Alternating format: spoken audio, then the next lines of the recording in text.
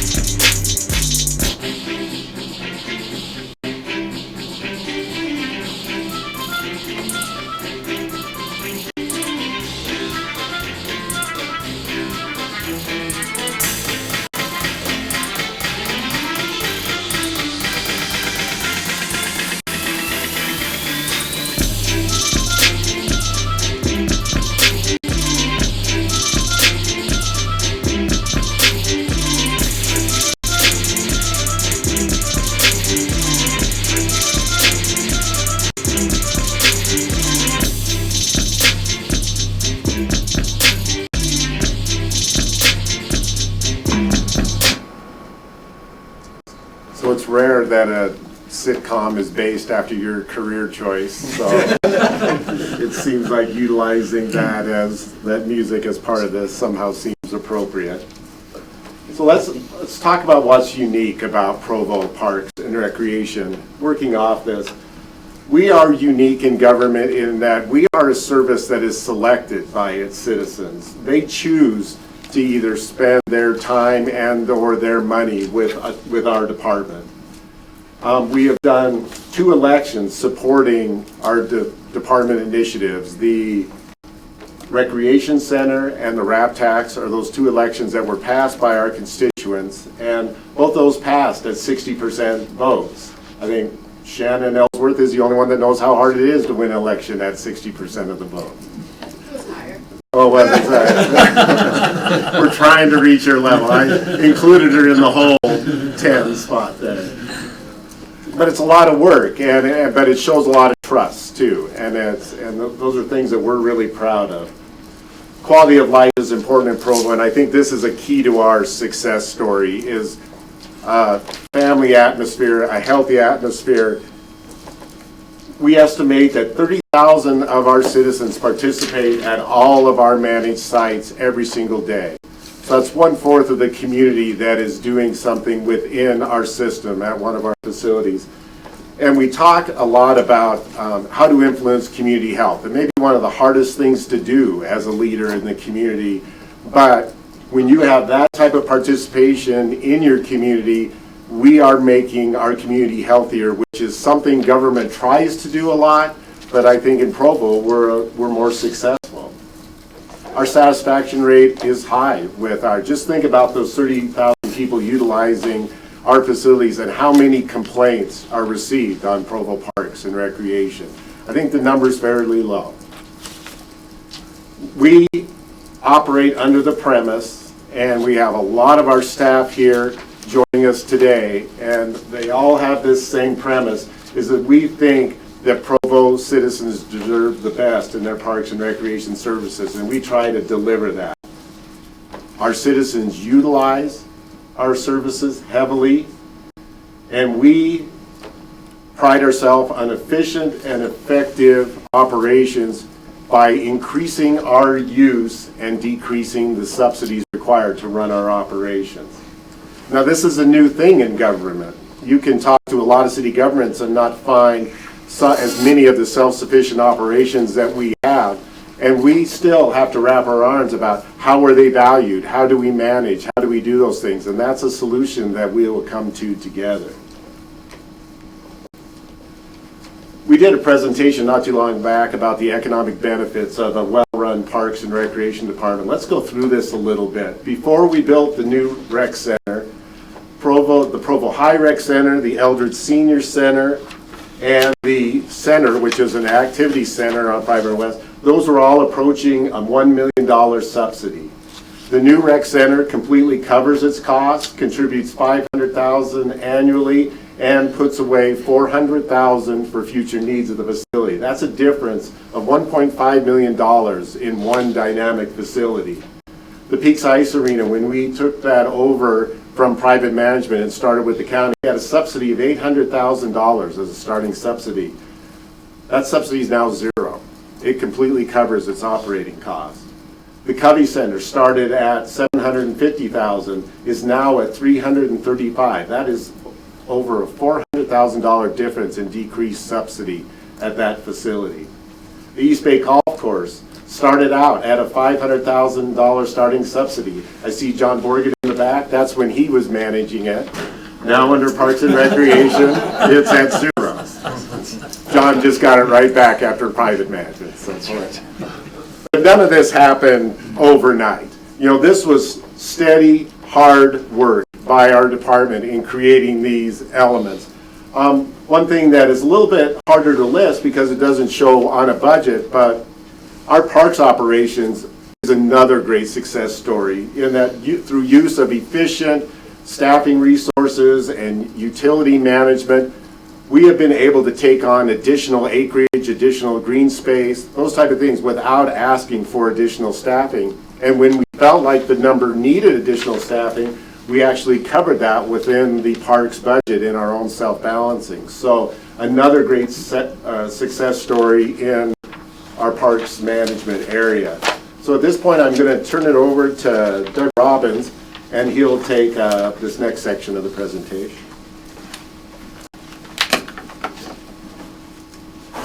Thanks, Scott. You know, Provo, we really are blessed with a unique geographic location. With the Wasatch Mountains to the east and Utah Lake to the west, Provo River running right through the spine of the city with beautiful canyons and other opportunities that we have, clean water. We just have one of the most unique locations in the entire country. And with the foresight of past leaders of the community, we've been able to establish a wonderful park system throughout the community. And the community that lives here is made up of a typically young demographic, a lot of young people, a lot of active people in the community. And they really do translate that into a high value in their outdoor recreation use. And they value these sites. Our latest survey, our community opinion survey, indicated that 91% of our entire community rated our parks as either in good or excellent condition. And our consultant noticed at the time that there wasn't a single soul that responded to that community survey that rated our parks in a poor condition. That's the first time in 30 years of conducting these surveys throughout the country that they found that to be the case.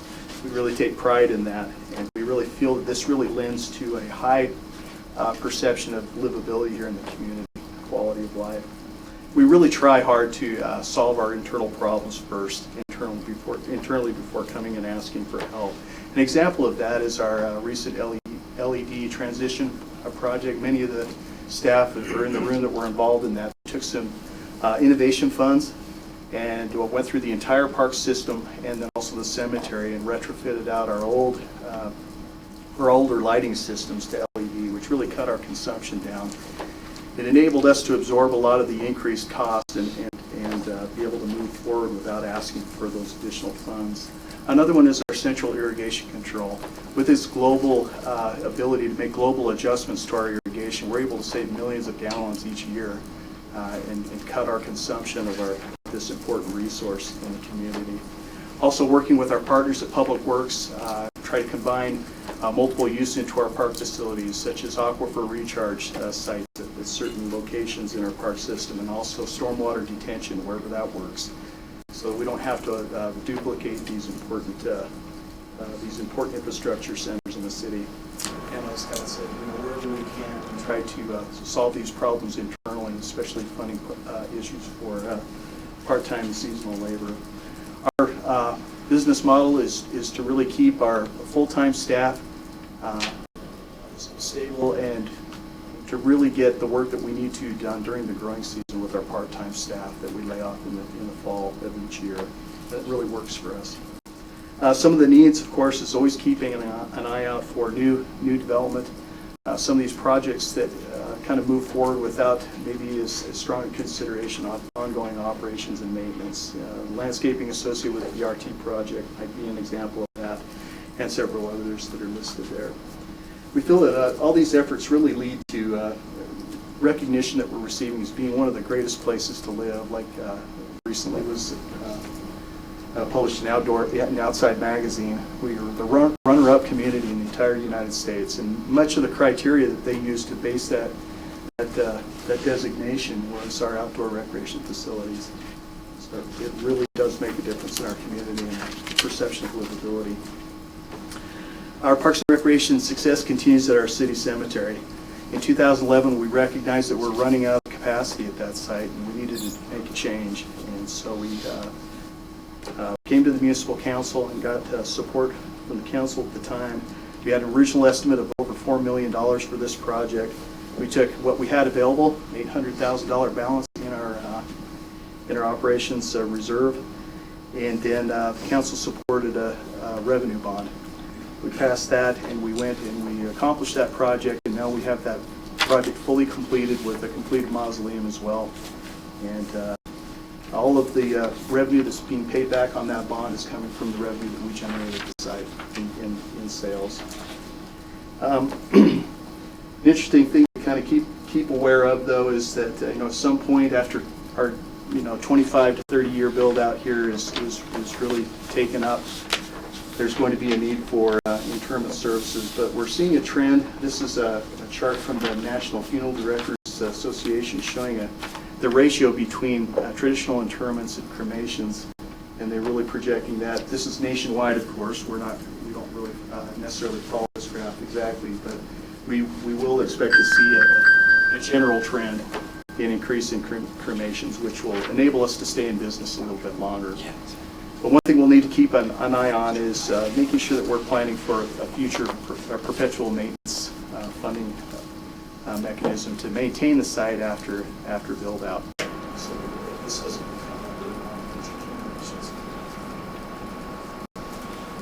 become always looking to deliver high quality facilities at the lowest cost possible. Our project's operation really comes through with some significant cost savings due to a hybrid of in-house services that our highly trained and skilled staff is able to perform at very low prices or costs, and then also contracting out what really doesn't make sense for us to accomplish in-house. So we get the best of both worlds with that combination approach. We've been able to deliver high-quality projects like the Spring Creek Park that was recently completed on South State Street. That really made a difference in that project. Back in 2015, when the RAP tax was passed, the council at the time decided to go with a pay-as-you-go approach rather than bonding up front for the projects that we had listed on as expectations there. And so we're now just starting to see the funding accumulate to the levels that we need to start accomplishing some of these CIP projects. But with increasing construction costs and of course community expectations, it's really we really have to take a creative approach to how we fund these and how we prioritize them. Right now, in the past 2 decades, we've been able to bring in over $20 million in grant funding that's helped to leverage these dollars and extend them as far as we possibly can. And that's an angle we also really focus on all of our projects. Some of the capital projects that you'll see in the CIP plan for this next year, of course, Spring Creek Park is now completed. The Provo River Trail that was started last year, still waiting on some permits through the railroad section. But as soon as we get those, we'll be initiating the completion of that southern phase of that. Also got our MAG, Mountain Land Association, the government's grant to do the next phase of Provo River Trail, and that's really along 2230 North to make that connection between the Provo River and the North University Greenway on University Avenue. That's been an area that's been kind of lacking for several decades. And that's an exciting project that we'll be able to pursue. Again, that's a $3 million grant from MAG, and our local contribution is only just $216,000. So it's another good example of those outside funding opportunities that we really target. Our Unlimited Play Center in North Park near the Vets Pool at the Recreation Center, working on that. That's underway right now. And several other partially funded projects like the Rock Canyon Trailhead Master Plan and the tennis courts at Rotary Park and others that you'll see. So that really is a challenge for us, is trying to sequence these so that we can meet the expectations. But those dollars just don't come in as quickly, and they don't extend as far as we sure would like to. That's a challenge with projects. Other duties you might not be aware of that we're responsible for: boulevard right-of-way landscaping, freeway interchanges. We maintain the landscaping, which are entering these important gateways in town. We have a weed abatement program where we manage over 30 city properties. It's growing all the time. Some of those are temporarily held, but they tend to grow weeds, and in order to keep those under control, so we're not in violation of our own code. We have a crew that responds to those in coordination with our property manager. Also work very closely with the fire department in the wildland urban interface to make sure we're doing everything we can to prevent wildfires from entering the urban area. Snow removal. We have significant snow removal responsibility where our priority one areas, the highest priority are, of course, the city center and grounds, the police headquarters and parking areas, the 5 fire stations throughout town. We respond to snow and ice events events before our first responders can get out and respond to the community. So it's really important, our role there. The Academy Square Library, the downtown Center Street sidewalks. Then we transitioned to this recreation center, Peaks Ice Arena, that opened at 5 a.m. And then after all that, we hit all of our other parks and trails. We have a volunteer services program. Probably well know that Provo is really the hub for service-oriented people in the country. Right now, our 3-year average is we have over 4,000 people contributing 9,560 individual hours on 161 projects annually. That comes out to a value to the community of $110,000, just over $110,000. That's significant to us. We really think that this is an area where we can really even augment this program a little bit more. We feel like we've got some untapped potential there to pursue.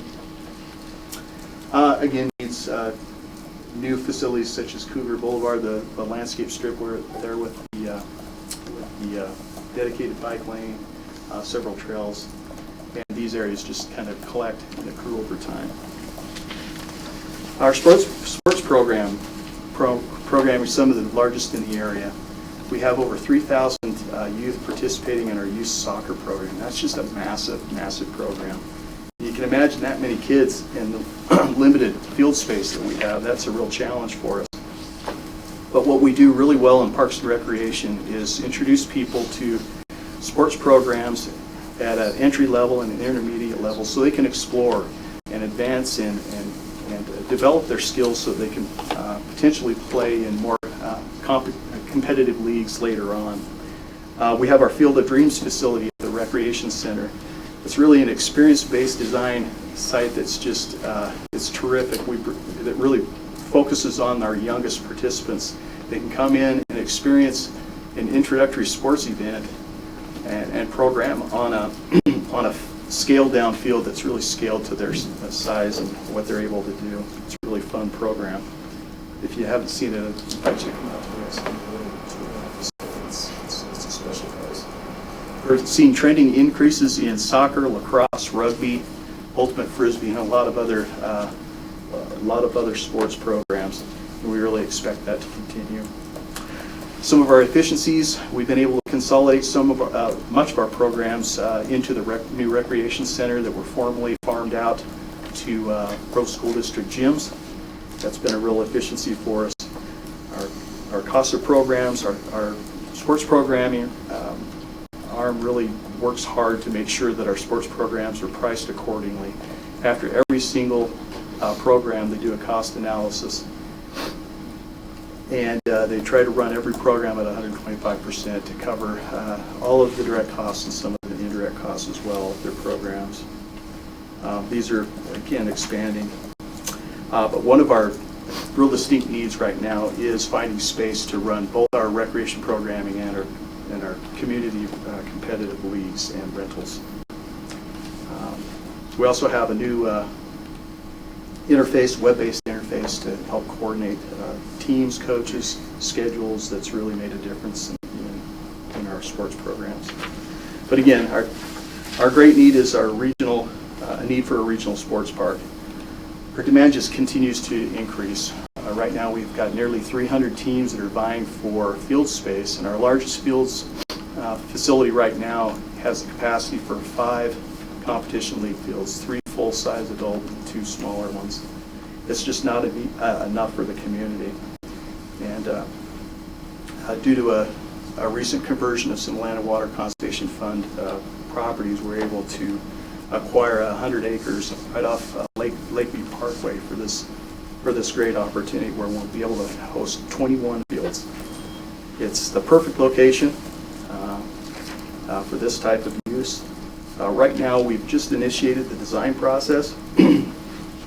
So we've hired a consultant to work on some of the engineering challenges with that site that will really meet the local recreation needs and also be able to provide a host site for large regional tournaments. And this is really important because of the economic impact to the community. We've worked with the Utah County Visitors Bureau and then also our friends at St. George. And we found with with a very conservative approach with tournament scheduling. This facility can have a full build-out, an economic impact annually of $30 million of local spending to the community. That's no small thing. And we really thank the mayor for really engaging other government leaders into a discussion about really seeing this come to fruition. Just really need to determine what kind of support we want to put behind this project. This is the latest conceptual plan of the regional sports complex.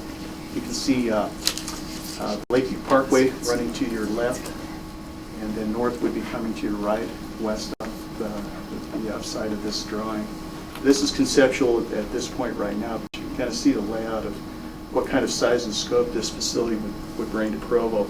Sports travel and tourism, if you're familiar with how many families are leaving the area to go compete in Mesa, Arizona, St. George, Las Vegas, even Boise, and other places. This would give a regional hub for this type of activity and bring those travel dollars, keep many of them here, and then draw some from these other regions to the Provo area. We really feel that this project is just as impactful, has potential to be just as impactful as the recreation center has been, but in different ways, and especially in an economic impact way. And I just want to thank Shannon Ellsworth for coming to our kickoff meeting. That was kind of a good start to have a member of our municipal council there. We appreciate that support. So.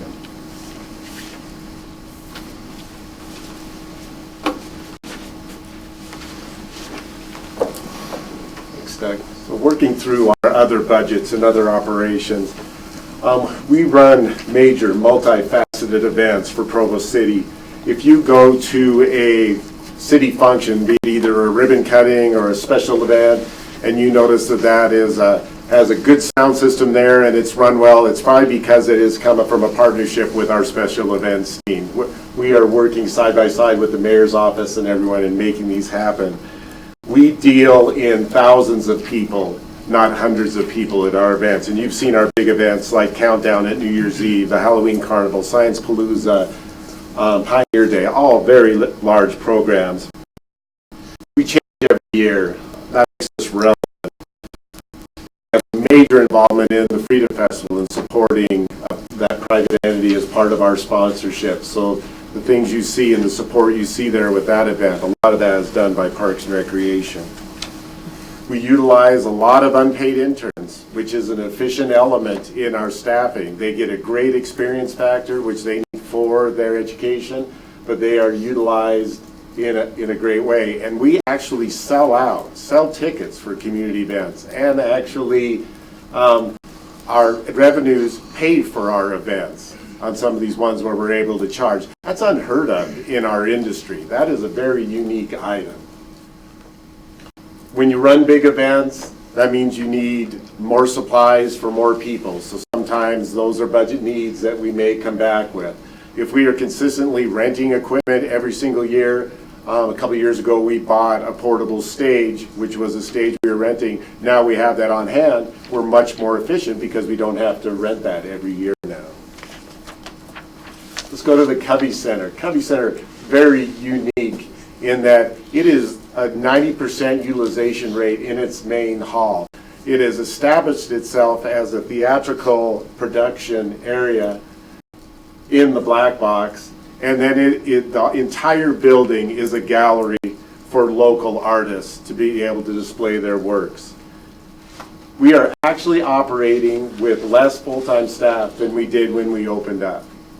That is, I don't know how many art centers can make that same statement after 10 years, but Paul and his staff have found a way to become more efficient and get things done.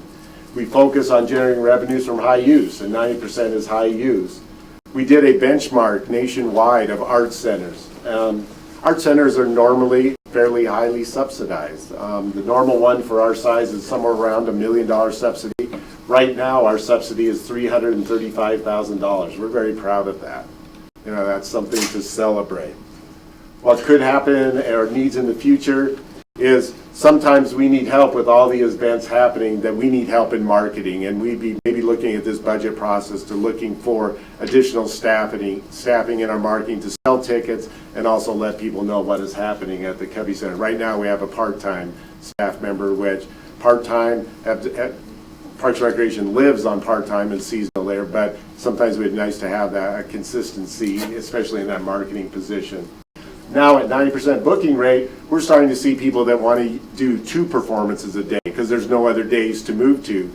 So leave it to me to use a sports practice term, 2 days in this, but we have matinees and evening performances now, and so that creates an 18, 19-hour workday, which one technical staff cannot do. So there's some needs that are being developed there that we'll have to look at our part-time budget. And then we are going to find out over the next year to see how arts and construction mix, because our new city hall will be being built right next door. So this could be a real interesting year for the Covey Center. In Provo, Utah, and run by Provo Parks and Recreation, is the most successful recreation center in the United States of America. That's a pretty cool statement. Over 2 million people visit the rec center every single year. It covers its costs, as I've done before, contributes to the general fund, and then covers its future needs. That's amazing. We proposed the triple play membership, which is a revolutionary program to where with your rec center membership, at no extra charge, you have use privileges at the Peaks Ice Arena and the East Bay Golf Course. And of course, we put both of those facilities under construction immediately after announcing the triple play. So the best is yet to come on that, and the increase and the spreading out of our already busy and dynamic facility. Those things are in the future. Great cost recovery rate.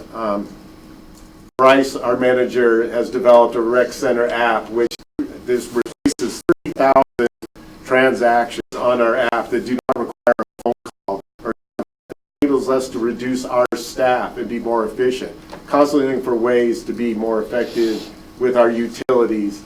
And it's so smart to build one big facility and have one staff running these, not multiple small facilities, because I think that's where you normally see the highest subsidy. More customers means more staff, more facilities needed, more equipment. We hadn't given our lifeguards and our guest service part-time staff a raise in over 6 years. So a market study noted an increase there. So that will be part of this year's budget, to try to bring those, because when you have 400 staff and you're in unemployment, it's tough to staff lifeguards. And you don't have enough every day. So we've been able to make some great headway there. So in that transfer back to the fund, we may be looking at that. Do we continue to send that, or do we invest in the success of the rec center first and be able to create and be able to take care of some of the needs at the rec center as we move forward? We've had visitors come as far as West Virginia to try to figure out how to model what Provo has in their community. And I don't think there's a rec center being built in the region that doesn't come see our facility first and say we'd love to be able to do that. But so that's a great position to be in. Peaks Ice Arena. Not only our former Olympic facility, but this is going to be our future Olympic facility. That's an amazing statement, to be in a Parks and Recreation department that is operating an Olympic venue. That is amazing. It is being recognized both statewide and nationally, and being chosen for events at a national level. We've hosted national figure skating tournaments. We're now going to host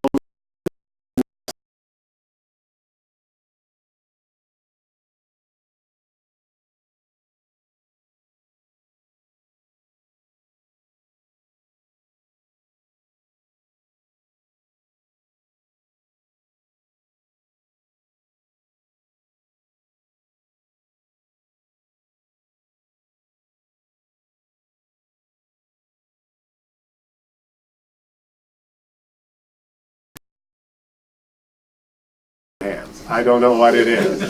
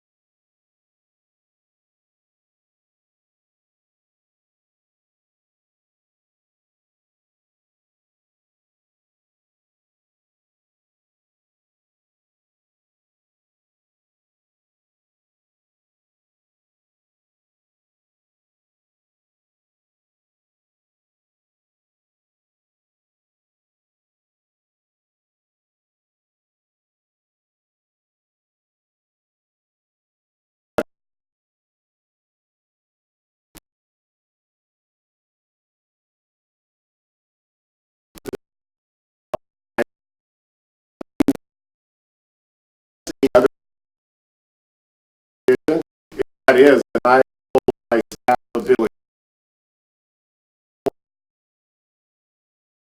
always need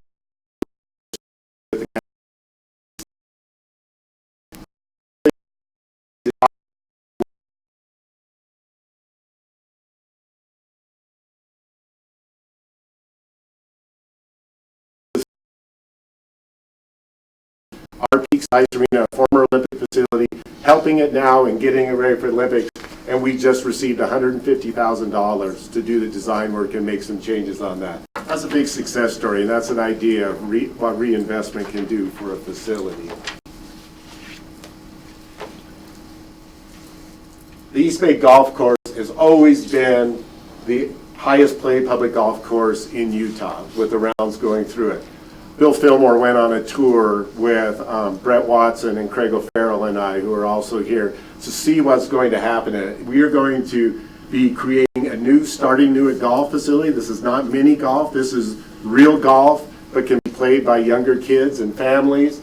A new par 3 course and some major changes to the championship course. This was all started when the city decided about an exciting investment in a medical school and a housing project.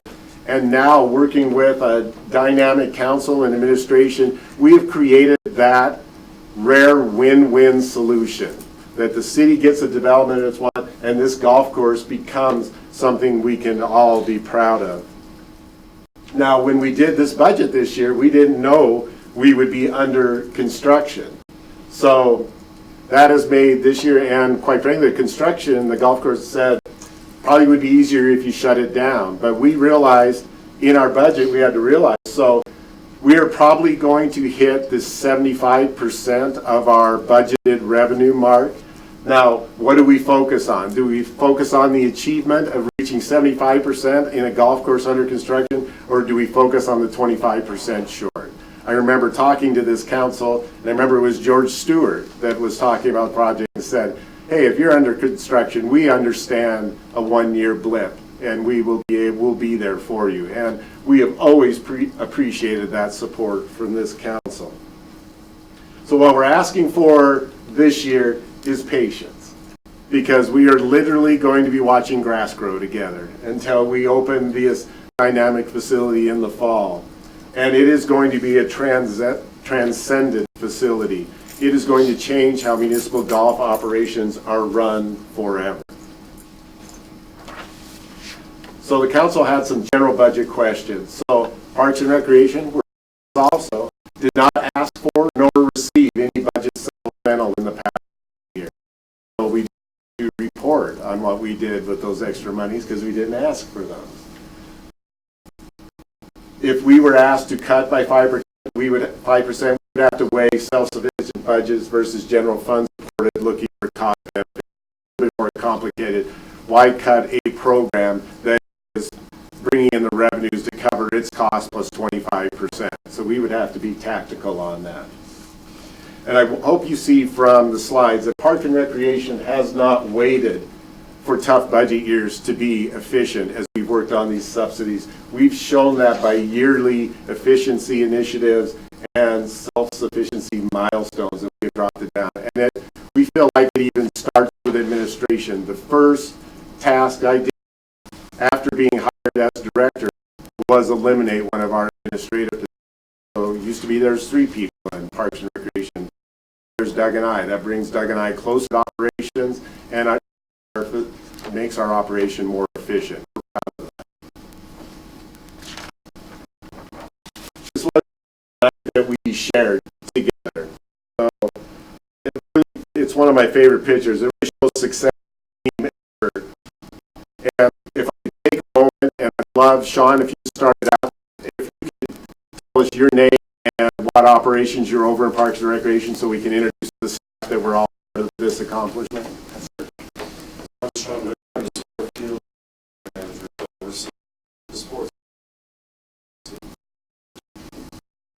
All cemetery.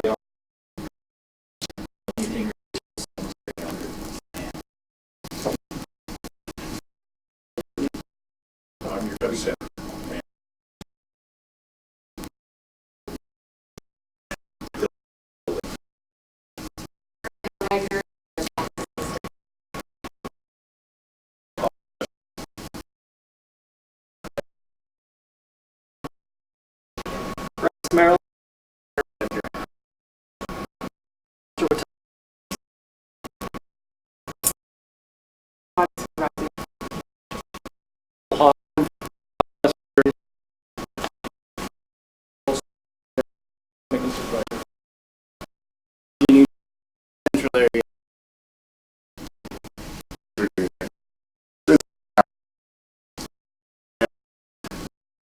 We this is received you for the Parks and Recreation Department of the year. So think a little bit different. Normally this is an assistant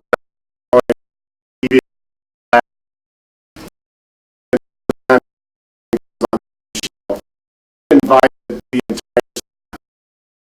Here is about one our staff, with our top staff, 1,500 part-time works and we did need to programs that we that if we are in the city hall, that we support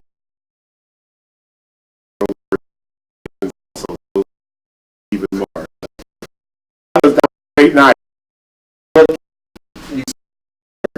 You see, so that is so appropriate. Math, everybody, that we've done together. If you ask the questions, do we realize how unique the story is?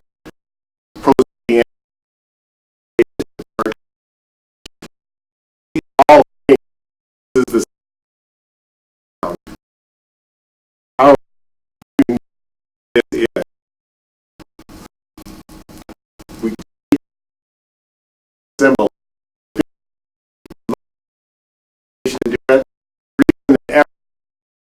full cast. The most important part is this way. It is easy to be a government-like entity that accepts a subsidy and clings onto it with white knuckles.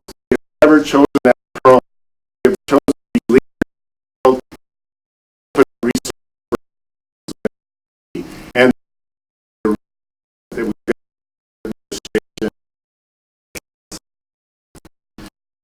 Last week, with one already in every project. I remember in the past, gone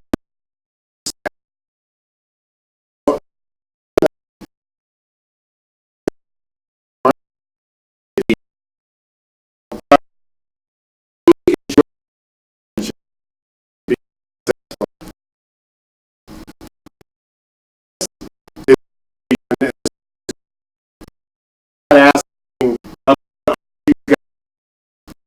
you're going to take a rest. She's asking before we get done with the project, what's next?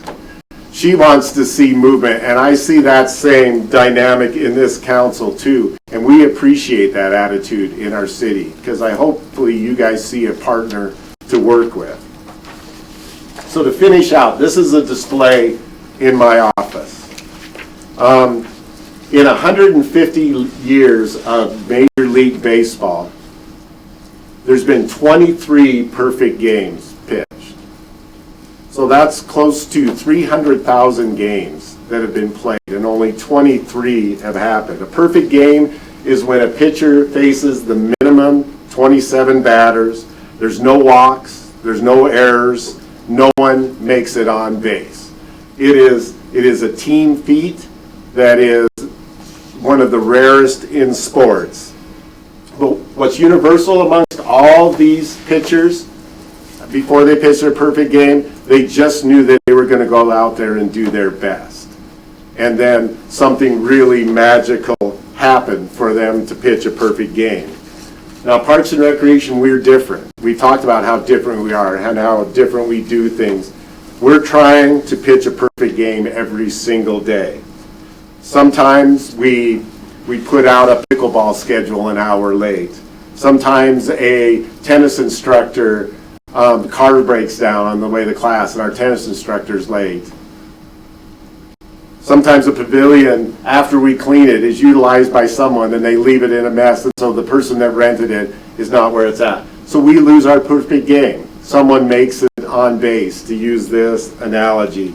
But you know what? We get up the next day and we try to pitch a perfect game again the next day. And that's just our attitude on this. So what we've done as a somewhat of a memento of our department is we have a perfect game inscribed baseball that has been signed by our starting pitcher lineup in Parks and Recreation to give to each council member and to the mayor's office to at least know that every single day we're committing to pitch that perfect game. So thank you very much for this initial budget presentation. It's early in the process, but hopefully that gives you an idea of what we're looking at, and then we're here for any questions that you may have of myself or staff. Thank you, Mr. Anderson.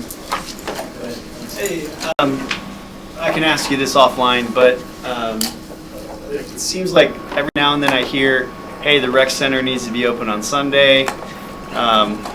What's the appetite for Sunday, being open on Sunday, and has that been discussed? Been discussed a lot. It has, it's been discussed a lot. I think as we look at what additional revenues would come in from a Sunday opening, knowing that our use would not be full community use on a Sunday. So we have determined that, and Bryce may help you out, we were looking at somewhere between $200,000 to $250,000 to operate, would be the difference between revenues and operations on Sunday use. So it would decrease the fund and the success that we're having at it, because we realize what community we live in, and we realize the participation levels that we would see. So it comes up a lot, but we feel like it doesn't make sense from an efficiency standpoint to do it. There might be interest, but maybe you're just pulling from the other days of the week, and You could be, and pulling from maybe a much smaller market for Sunday use. It's a great question. Just a thought.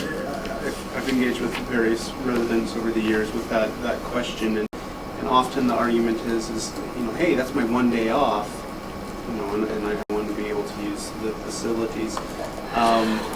But from the point of view of an employer that needs to have staffing there and whatnot, just generally culturally, broadly across the nation, Sundays are often a day off, and so it's difficult when we're pulling teenagers and others and asking them to work on that day as well. So I think there may be multiple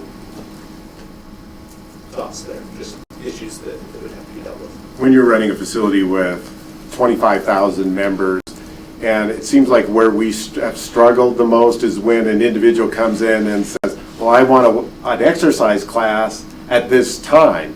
And then I say, well, we have one at 10 o'clock. Well, I watch my favorite show at that time, so I want it at this time. It's an individual thing where we manage for, concepts of entire population. So sometimes it's hard to hit that smallest of bullseyes when it's, these individual situations of our citizens. But we try to hit the grand mass of situations. And Parks and Recreation reruns are all over the internet. Yeah. Anytime. You can DVR our sitcom. Thank you. I want to ask a question, but I want to thank you, as always, for the excellent job you do and your staff. I think it's really one of the best things about living in Provo. So keep it going, and I just think it's fabulous. And a baseball is the way to my heart, so I'm a big fan. So thank you. I may have brought this up with you before. I have two questions. One is about the sports complex and about the possibility of using it for other purposes other than sports, like a music festival or other kinds of venues. The soccer complex. Yeah, and the other question is also one I think I've posed to you before, is there such demand at our rec center that we need to be thinking about a second one? So starting out with the regional sports park, this almost looks like we know what we're doing and we're designing that in a festival look. You know, with the central facilities here and this area here that goes around there. So we see it as an event center. And I think the diversity of programming, George, you're absolutely right, is where we have found our success. And an ice arena isn't only an ice arena, it's many different things. And we would use those same concepts with the regional sports park for those type of events. The recreation center, I think we have done some amazing things with the Triple Play membership. I think we're close to 15% of our fitness use is now happening at the Peaks Ice Arena. So we are coming up with ideas without new capital and new brick and mortar to spread our membership out. You know, there's no doubt when you're working out in January after the New Year's resolutions, that place feels a lot fuller than it is. But we feel like 162,000 square foot facility is enough for this community. Who'd have known that we would have built a facility of that size and be wondering about its capacity and the second one. So it's a decision that we need to continually look at, but understand that that has definitely a major effect financially how this facility operates. Other questions? Mr. Harrison? Yeah, I've been to a couple of meetings with Parks and Rec, and I'm so impressed with what they are able to do, so thank you. That genuinely improves the quality of life for citizens in a very tangible way, right? So thank you. My question is in regard to the sports complex here.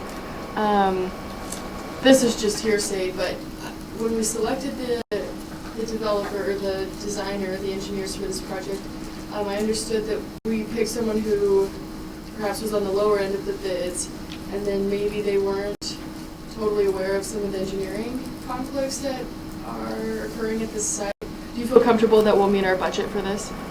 I do. You know, I think they have done work for us before. They've done Rock Canyon, which had numerous engineering issues also, the actual canyon, not the park. And so we have been comfortable with their experience factor. But you sat in on the meeting where we were sitting with Public Works and other partners in the city. And this is a complicated site, you know, but I think we knew that, and we'll be able to make that through. But I think what you said through that first meeting was that full picture meeting where we said, these are the things we're going to have to deal with. This is what we're going to have to solve to reach the success story on this site. So I don't think it's anything they can't handle, and we have a really good experience with their deliverables. Okay. Keep up the great work. Thanks, Bill. Doing terrific. Appreciate it. I appreciate the slides. I was very quick. I'd love to maybe get a copy of that and pause it on each slide so I can read it. But, John's got a copy, so he'll be able to get that out there. Excellent. I noticed some talk about a beach park. So is that in our recreation master plan, and how is that coming? Is that just on the list of, well, you know, someday if we get funding, kind of, or just where's that at? So we worked with, this was a dream of, or not a dream, but I guess a desire of Mayor Curtis to really look at this. He put this out in the forefront and talked about it publicly quite a bit. So we actually facilitated a lot of the design process for the beach park at our entrance from Provo, taking it to where we show the concept that we have there. And of course that was followed up by, you know, our issues with algae blooms and those things. So it stole some momentum from it, but there's a design that's sitting there.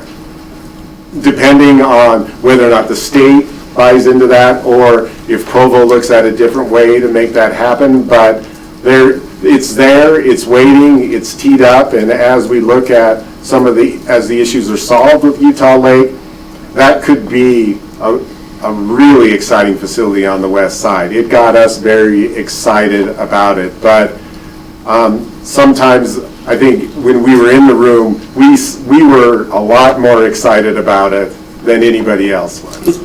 And so we might have to try to find a way to project that enthusiasm about it. one more question, or did you?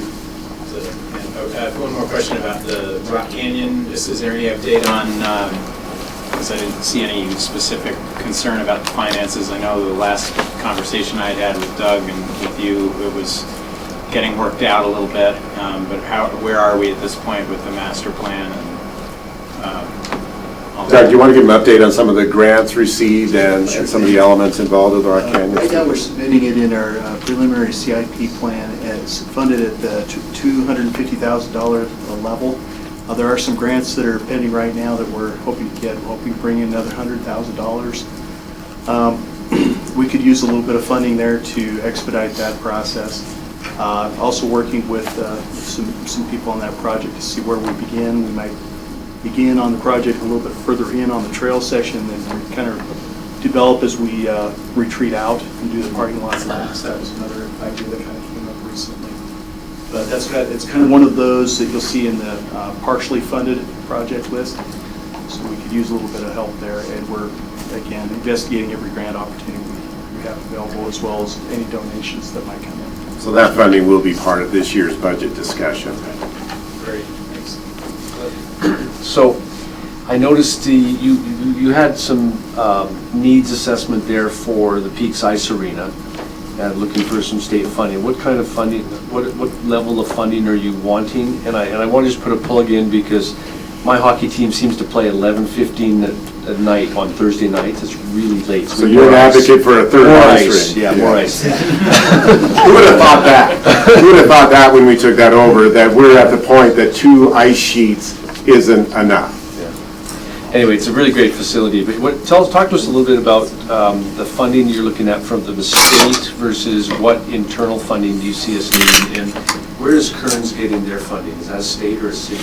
That is the Olympic Foundation, so there's money left over from the 2002 Olympics that they subsidize their facility with. Since we transitioned our arena to private management after the year, we probably lost the opportunity to be under the Olympic Foundation, so we've been a standalone facility for quite some time.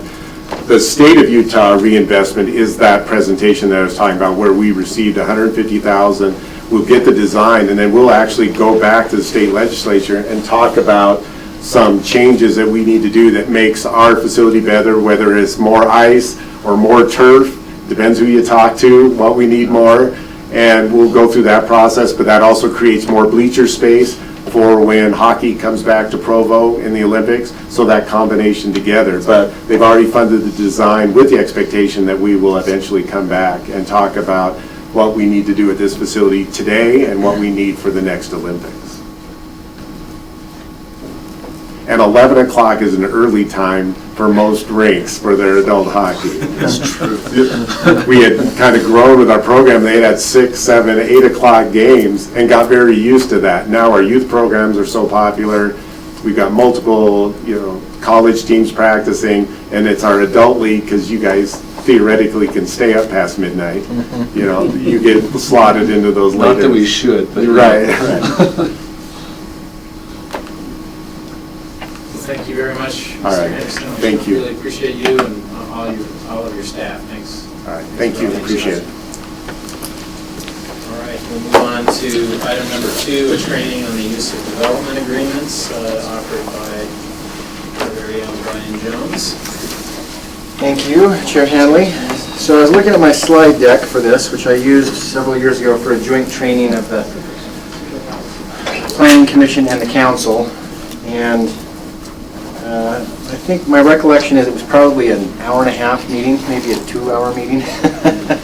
So I'm going to go through these fast. But I will provide you with copies later. I think the slides are actually contain most of the information. So we'll go through them quickly and try to allow you time for questions, and we'll go from there. And I'll try to be quick.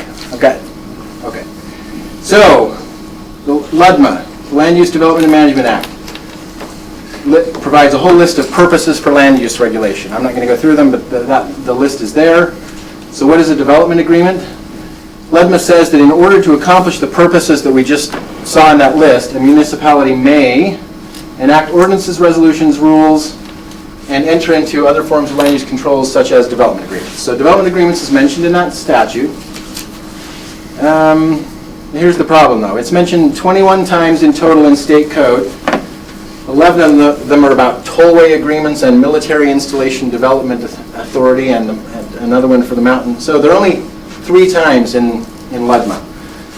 All 3 times are just in passing, and none of them ever define what a development agreement is. It just says you can do them, whatever they are. Okay, so how does that help?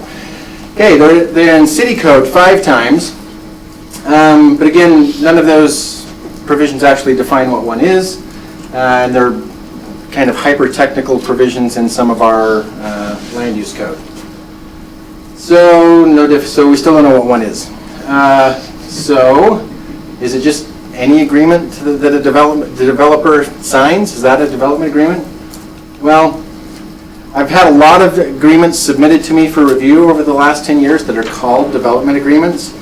Because based on that, and a lot of times I turn around and go back to the submitting party and say, let's not call this a development agreement. Let's call this a parking agreement or a parking garage use agreement or something like that. Let's not call it a development agreement. So where did they come from? They actually have a long history nationwide, and that history arises out of an attempt to solve these problems. The tension between these 2 issues, vesting of developer rights and constitutional limitations on municipal exaction powers. Try saying that 5 times fast. Okay, so what are those things if you don't already know? So vesting is the idea that at some point in the development process, a developer has obtained and is legally entitled to the right to develop, and that you can't at that point change the rules of the game on them. That's the whole idea behind vesting. So when does that happen? Well, this is the stuff you can ignore because this is the history not relevant to Utah. But this is the history of how it's happened in the past, and there's a variety of different ways it's been used. But here's the Utah rule, which is really what's important to you. An applicant is entitled to favorable action if the application conforms to the zoning ordinance in effect at the time of the application. So that was a Utah Supreme Court Supreme Court case back in 1980. Since then, it's been actually put into state code. Someone who submits a complete application is entitled to the review based on the regulations in effect on the date the application is complete. Okay? In other words, long story short, you can't have somebody submit an application to develop and then say, oh man, he's submitting an application to build high-rises, but our current regulation says high-rises can be 30 stories tall, and we really want this development to only be 20 stories tall, so we're going to change it before we actually approve their application. Okay? Unless there is actually a couple of exceptions, which is that you specifically find on the record that there's a compelling countervailing public interest that would be jeopardized by approving the application. But that's a pretty high standard, and is almost certainly going to involve litigation and the court ultimately deciding whether you were right or not. Or this is our pending legislation rule. If we haven't changed the ordinance yet, but we've already started the process of changing it, then state law actually allows us 6 months to finish changing it before the developer's rights vest. That's one that comes up a lot and can be kind of confusing. Any questions about that or anything else that I've rushed through so far? Okay. You may not withhold approval, and then there's a definition in state code about when completion is. And here's the key that we're really trying to get to when we get to exactions here in a moment. Once somebody submits an application, you can't impose on them requirements that aren't in your ordinances. Okay? Under state law, you can't come up with more stuff that they need to do if their application is already complete. Okay. Sorry, an Yeah. application for what? For any land use decision. Any land use decision, a site plan, a general plan amendment, Right. a zone change, any.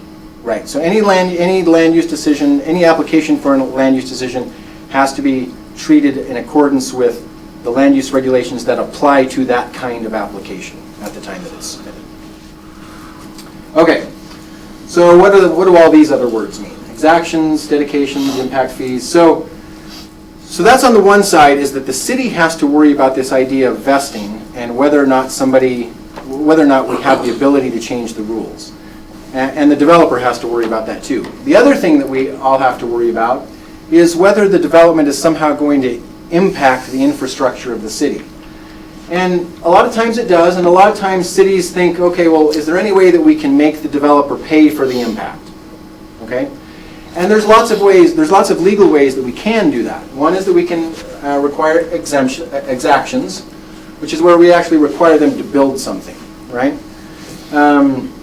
Or a dedication. We require them to give us part of their property. This happens all the time with roadways. You get a big development that you know you're going to have to widen the road in order to accommodate the parking or traffic required by the development. So you require the developer to give you a strip along the edge of their property that you can use to widen the road, okay? Or impact fees. And I won't go into those, but you know about impact fees. So those are the ways that we can legitimately push the costs onto the developer. However, there are constitutional limitations on using those tools. And those are expressed in a pair of cases called Nolan and Dolan. So you'll hear that all the time when talking about exactions and other things. You'll hear this phrase, Nolan and Dolan. So those two cases establish two principles. One, that there has to be a nexus between the condition that you're imposing on the developer and the impact of their development. Okay, so you can't, for instance, say, okay, your development is going to really impact traffic in the city. So in order to compensate us for what we have to do with traffic, we want you to build a park for us. Okay, those don't have a nexus. Okay, and there has to be rough proportionality. If I remember correctly, it's been a long time since I read the case, but this one has to do with wanting a trailway system built, but the demand was far in excess of what the impact the development was actually going to have, right? Brian, can I just ask you Yeah. a question? I mean, I can still see though some pretty far-stretched nexuses, if you will. Right. Like, you know, you're going to put this many cars on the street, so we're going to require you to plant this many trees to compensate for all of your emissions that you're adding to the city. I mean, is that? Well, there's a couple of things here. One, this is kind of a background discussion about where the state of the law came from, but there are state regulations that then impose additional requirements as far as how you come up with that. So there are only certain things that you're allowed under state law to treat to require an exaction or a dedication for. Okay, and we can get into, but that detail is probably maybe for another time. The other thing that you've got to worry about is this issue of and this really has to do mostly with impact fees, but is it a tax or a fee? And you can't, as a general principle, cities cannot impose taxes that the state legislature has not authorized them to impose. They can impose fees, but they can't impose taxes unless they have an enabling statute. Okay? And this says, what this is just saying is that if you require something of a developer, it can be considered an illegal tax if there's not an enabling statute. Okay? So let's move on again. Okay. So here's where I was talking about the statutory limitations. So Utah law allows exactions, but it imposes the Nolan and Dolan requirements and pretty much just says this, right? So it basically just kind of restates the test. Then the problem comes in with any specific thing that isn't the norm. Then you've got to go look at the case law, and there's a lot of cases in Utah and throughout the country about what is and what isn't a nexus and roughly proportional. Okay. So why does all of that matter, and how is it related to? That was a very interesting, law school class, PowerPoint. But why does this apply to development agreements? Okay. So developers have concerns about vesting, and cities have concerns about mitigating impacts. So the developers want certainty, and they want long-term protection that traditional vesting rules don't grant them. Because, and the classic situation is, yes, if my application, when I submit my application, I vest, but what if my project is a multi-phase project? I submit an application for phase 1, and it's vested, but on paper or computer back in my office, I know that unless I build phase 2 and 3, I'm never going to make any money. But I can't submit completed applications for phase 2 and 3 yet because we're not to that point. There's nothing that prevents the city from coming in between phase 1 and phase 2 and changing the rules so that I can't build them. So that's the developer's concern. But cities want to get public facilities improvements that just frankly they're not authorized to ask for, right? That's the tension. So 15 plus states authorize the use of development agreements. Utah added its in 2005. So, and again, this doesn't come from state code. This is just from books about development agreements. But here's kind of the common definition. Purpose of a development agreement is to vest development rights in the developer in exchange for construction and dedication of public improvements. Okay? So what typically happens kind of historically and across the country is that someone comes in with one of these multi-phase developments and the city says, okay, in exchange for us promising that we won't change the zoning laws between phase 1 and phase 2 and phase 3, you're going to build all of the sewer. Or something to that effect, right? It's an alternative to relying on vested rights. It removes uncertainty from the process. Again, I've got a lot of quotes in here that I'll go through quickly. And it can provide a local government with public benefits that they wouldn't otherwise be able to achieve. Okay.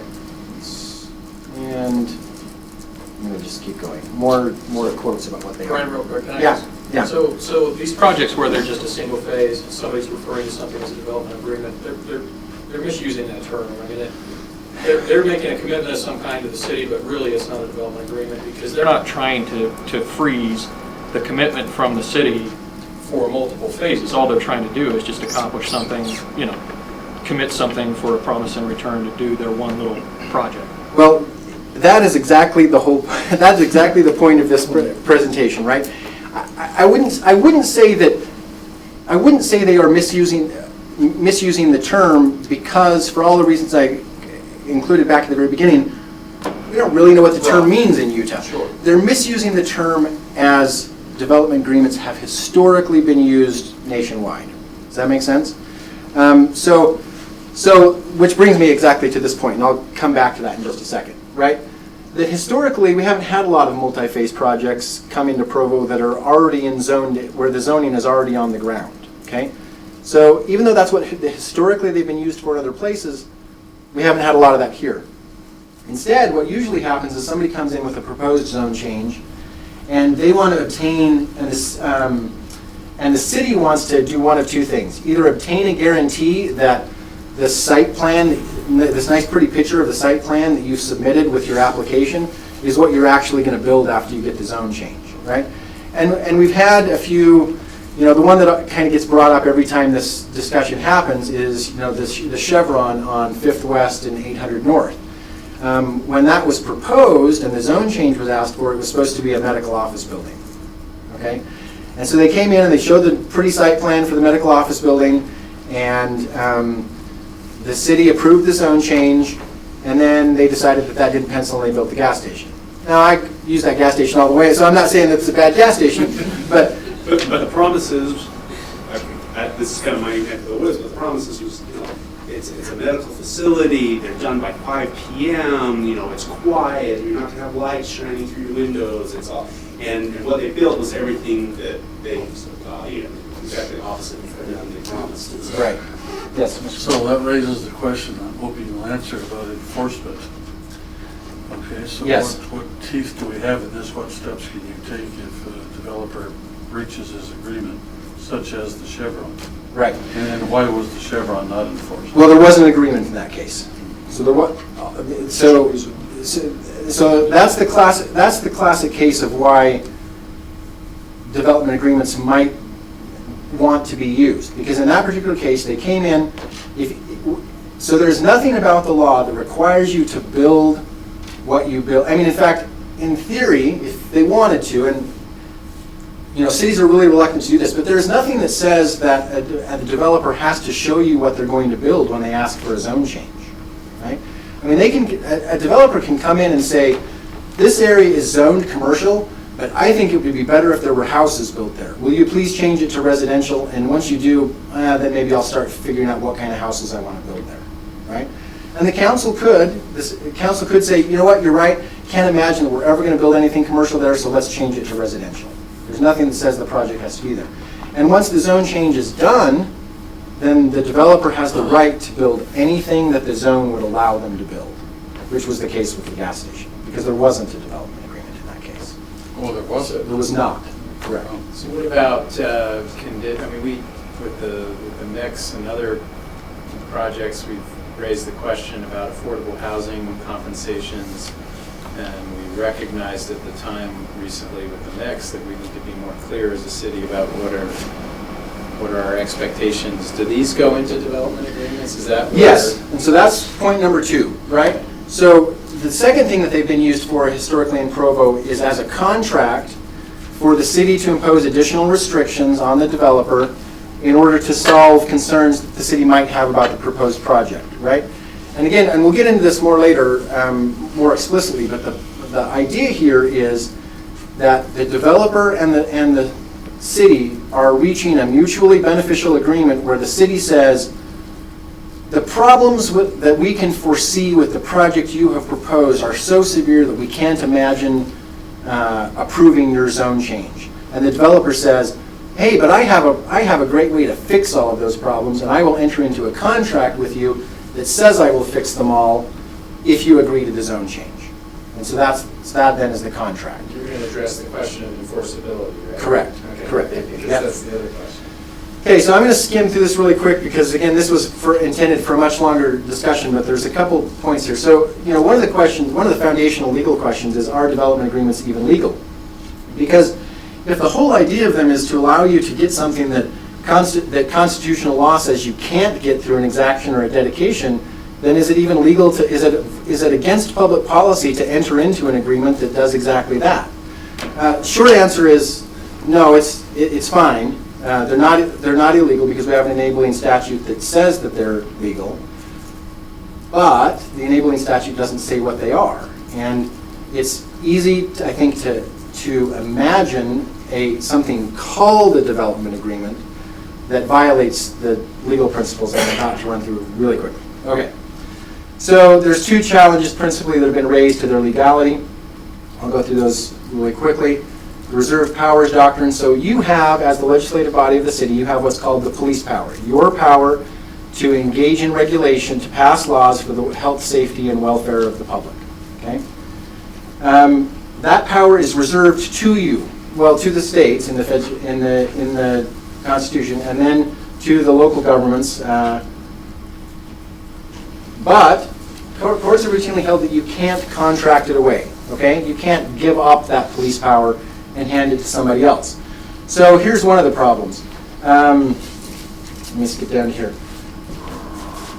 One of the problems that's happened in some places is when it's the planning commission that's trying to impose the regulations, the courts have said, well, you can't do that because you're not the legislative body. So you can't impose the conditions that come from the development agreement.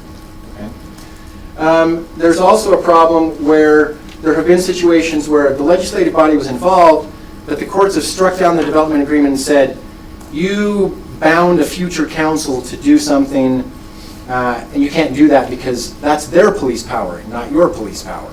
And the prime example of that is, let's see. Let's skip through the quotes and go to this one. Okay, so here's the prime example. If we entered into a development agreement that promised we would approve something, that could be a violation of the reserved powers doctrine, right? So that's why you'll notice in the development agreements that you've seen before, if you've seen them, that a lot of times there are things in there about, well, for example, the golf course and the medical school, right? One of the things that was in that development agreement was there was a lot of things that they wanted to have happen down the road. And in every one of those paragraphs, it says the city will use its best efforts to make that thing happen, but we're not promising that we will make it happen, right?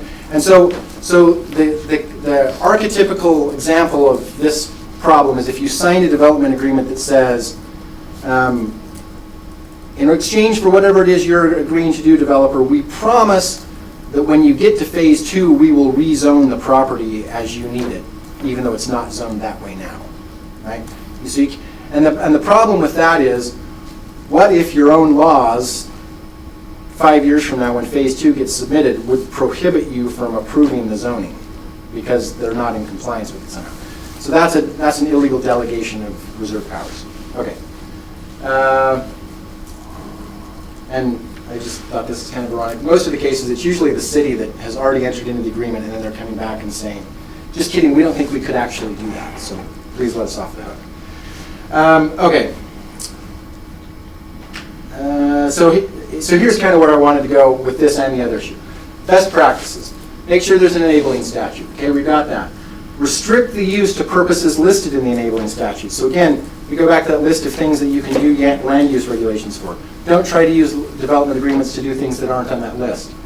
Don't make it look, okay, and this is a really key one, because there have been a lot of development agreements that the city has entered into in the past that say that they run with the land and last forever, right? That's probably a big problem, right? So to your question about enforcement, my advice to the council for the last 10, 12 years has been the development agreement needs to expire with the building permits, and you need to only put in it requirements that can be met by the time the building permits are issued. And as far as enforceability goes, then what you do is if they haven't met the requirements, don't issue the building permits. Okay, and then you could also sue for breach of contract depending on what stage of the thing you're in. Okay. Don't promise future approvals. We talked about that. Include escape clauses for your police power. Hold an actual hearing. Don't violate your general plan, etc. Okay. There is an enabling statute. The only reason I put this slide in just because I thought that this was funny, right? When they were rewriting LUDMA, they said, okay, these are the things that are easy. These are the things that we kind of have problems with, and development agreements are in the mind bender category, which I think is why they're not defined, because they could, all right? That's why they're just mentioned in passing, because nobody knows what to do with them. Okay, we talked about what you can use them for. This is the same list we talked about before. Okay, governmental abuse. Here's the other challenge. And again, this is the public policy thing, right? So this goes back to the argument of if you're using them to impose conditions that are so severe that they are probably unconstitutional to impose, will a court say that's bad public policy? And that has happened from time to time. And they have also been attacked on the fact that they're not really voluntary, that they really are an exaction dressed up in another guise, okay?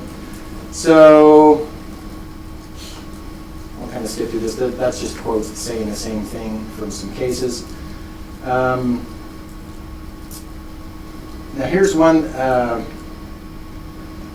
thing that's a little bit of a cause for concern, right? So there's been cases that have said they're not voluntary, so they're illegal.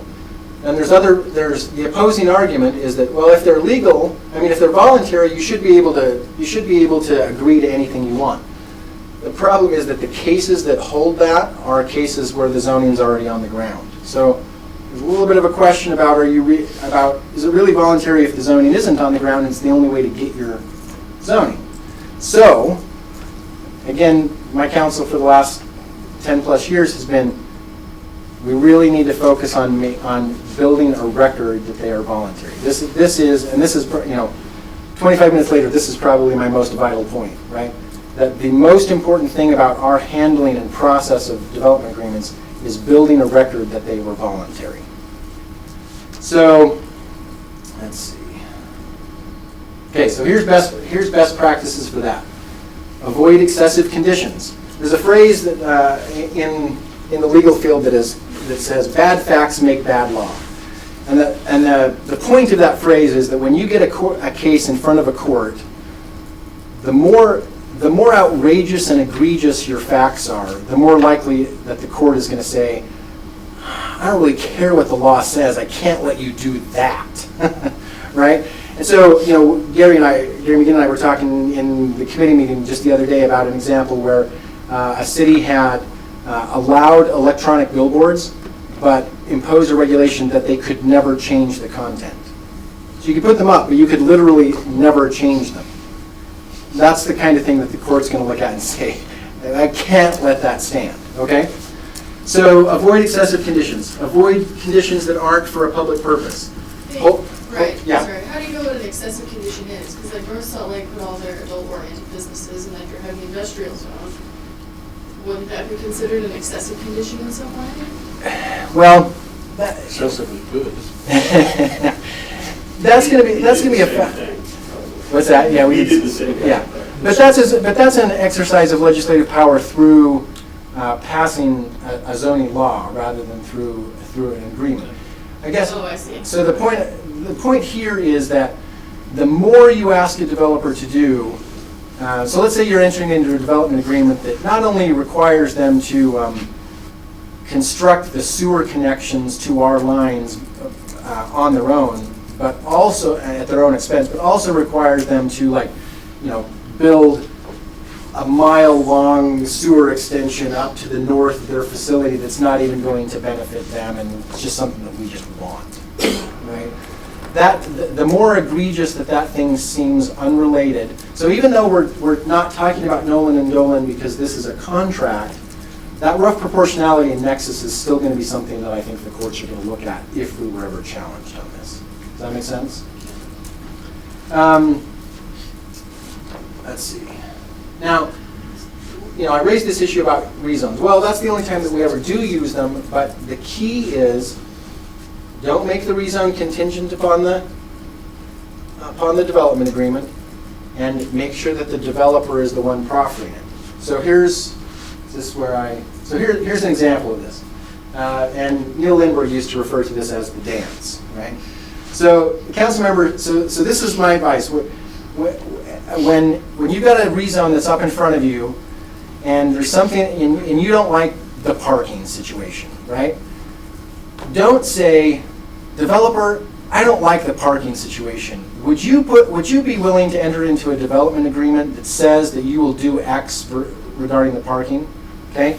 Instead, you say, I'm so concerned about the parking that I don't think I can approve this rezone.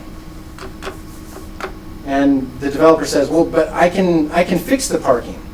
Okay?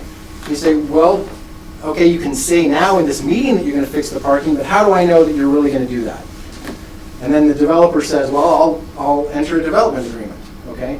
Or the developer is one of the handful that doesn't know what a development agreement is, and so you say, hey, Mr. Jones, what do you think he could do to help us feel comfortable with this? And I could say, well, development agreements are something developers have used in the past. I'm happy to talk to the developer about that if they would like to consider that option. Can you put that on a laminated?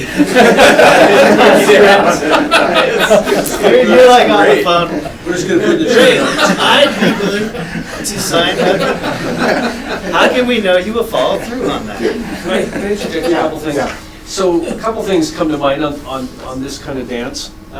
David Church over at the League of Cities and Towns tells a story about how we have to be careful as a council body when you're dealing with these things, because sometimes council members, and we run into it with our neighborhood chairs sometimes as they're working through the process, and it tends to discredit the process in that sometimes a council member or neighborhood chairs will start pushing for this kind of, start this dance about a project they have no intention of ever supporting, and exacting essentially voluntary exactions, I guess, from developers who are desperate to get a project through. And they say that it discredits, David Church's opinion is it discredits the council that engages in that kind of behavior. If you're not ever going to vote for it no matter what, don't try and get something that's actually detrimental to the developer's project. But we do run into this with our neighborhood chairs, that by the time they go through our process in the neighborhoods, a developer feels like they have to offer all these things up in order to make the neighborhoods happy that maybe the council itself wouldn't have required. Yeah. So just be aware that that happens in our process, and that's a complaint we get a lot from developers about how our process engages them and actually makes their approval process harder. And hopefully this makes more sense of the situation that happened just a few weeks ago, actually, when we were discussing a development agreement in council meeting, and I interjected and said, because the council hadn't even at the point where this was happening, the developer and the neighborhood were the only people that had said anything, right? And I interjected and said, look, I'm not going to negotiate a development agreement I'm not going to mediate a development agreement between the neighborhood and the developer.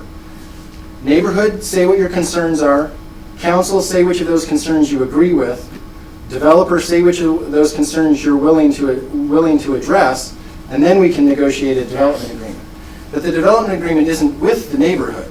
It's with the city and needs to be reflective of the will of the council, not of the neighborhood. Because, again, frankly, I'm not saying that you shouldn't take into consideration what the neighborhood wants, but you have a job as elected officials to decide which of the neighborhood concerns you actually agree are valid, and not just to try to demand or negotiate a development agreement that does everything that the neighborhood will say we agree with that. Does that make sense? We have 2 minutes. Okay, So. I think this is just a bunch of quotes. So here's a bunch of quotes about how bad development agreements are. And just while you're doing that, I think this issue needs to be addressed with the neighborhood chairs and training and so on. We know this is and then here's and then here's a bunch of quotes about how good development agreements are. So the point being that they're not, and the reason I actually drafted up this slide deck several years ago and gave this training, because we were at one point in the city where it seemed like the city felt like development agreements were the be-all, end-all, silver bullet solution to every development problem. And that's not true, and in fact it's dangerous in my view to consider them to be that. But that doesn't mean that they're inappropriate. It just means that they need to be used carefully and with caution. And any questions? Probably lots of questions. I think we're out of time. Okay. That's what I think. So there probably are, but this has been very, very helpful. I think we will continue to talk about this. And if you'd like to dig into it more, like I said, the first time I did this presentation was to both the council and the planning commission. At some point in the future, it might be a good idea to do that again. I know that when we did that last time, I made some recommendations to the planning commission that, my advice to them, and I think Gary agrees, is that my preference would be that their reports of action to you didn't mention development agreements. My preference would be that they didn't send you a report of action that says you should approve this zone change if they'll enter into a development agreement that does the following things. My preference would be that they send to you a report of action that says we recommend that you deny this application unless the following issues are addressed to your satisfaction. Okay, so I'll leave it at that. Thank you, Brian, very much. We have time for a 5-minute break, and that clock is 2 minutes fast, so it's now 3:05. We'll be back in 5 minutes. Thank you, appreciate it. I know it was really rushed. Hey, how you doing? I have a So, if the development agreement expires, It's not fast anymore. that implies that you can't. Yes.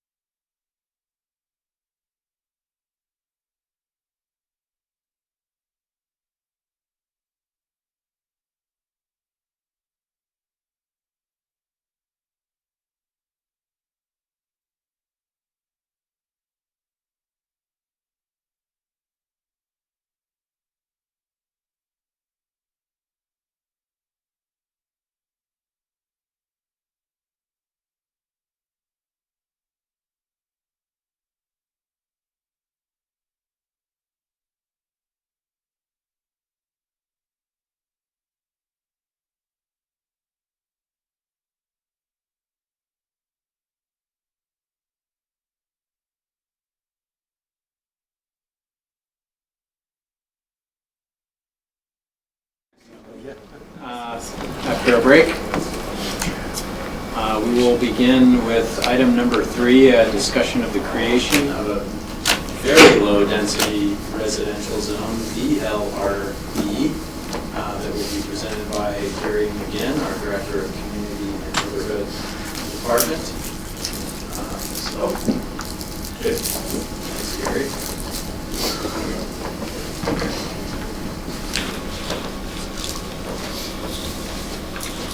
Thank you.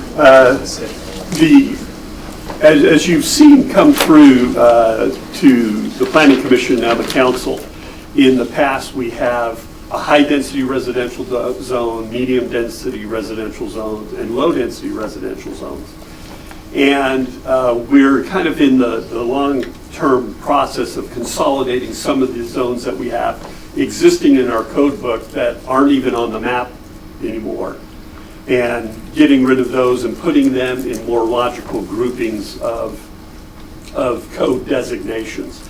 And so the idea has come up as we've been going through this process, is there something in between low-density residential zone, which can have a density of up to like 14 acres, or 15 units to the acre. 15 units to the acre. Could we have something that would be, say, 14 units and lower, and then we have our traditional R1 zoning? And so as we've looked at this idea, that's something that we think we would like to look at as an overlay to this. We also have a zoning designation that goes on a zone that's called an open space subdivision. It's just, you can have the normal zone, but it allows you to cluster and move things around. And as we've created the HDR over the years, MDR and LDR, we've taken some of that clustering and ability to have a subdivision be a little more creative, taking in topography or small areas or unusual sized properties. And so that's something that we think we could take a look at this VLDR concept and bring in some of those elements that we already have in LDR, MDR, and HDR, and in the open space subdivision, and then eventually reduce some of the need for these other zoning designations that we have.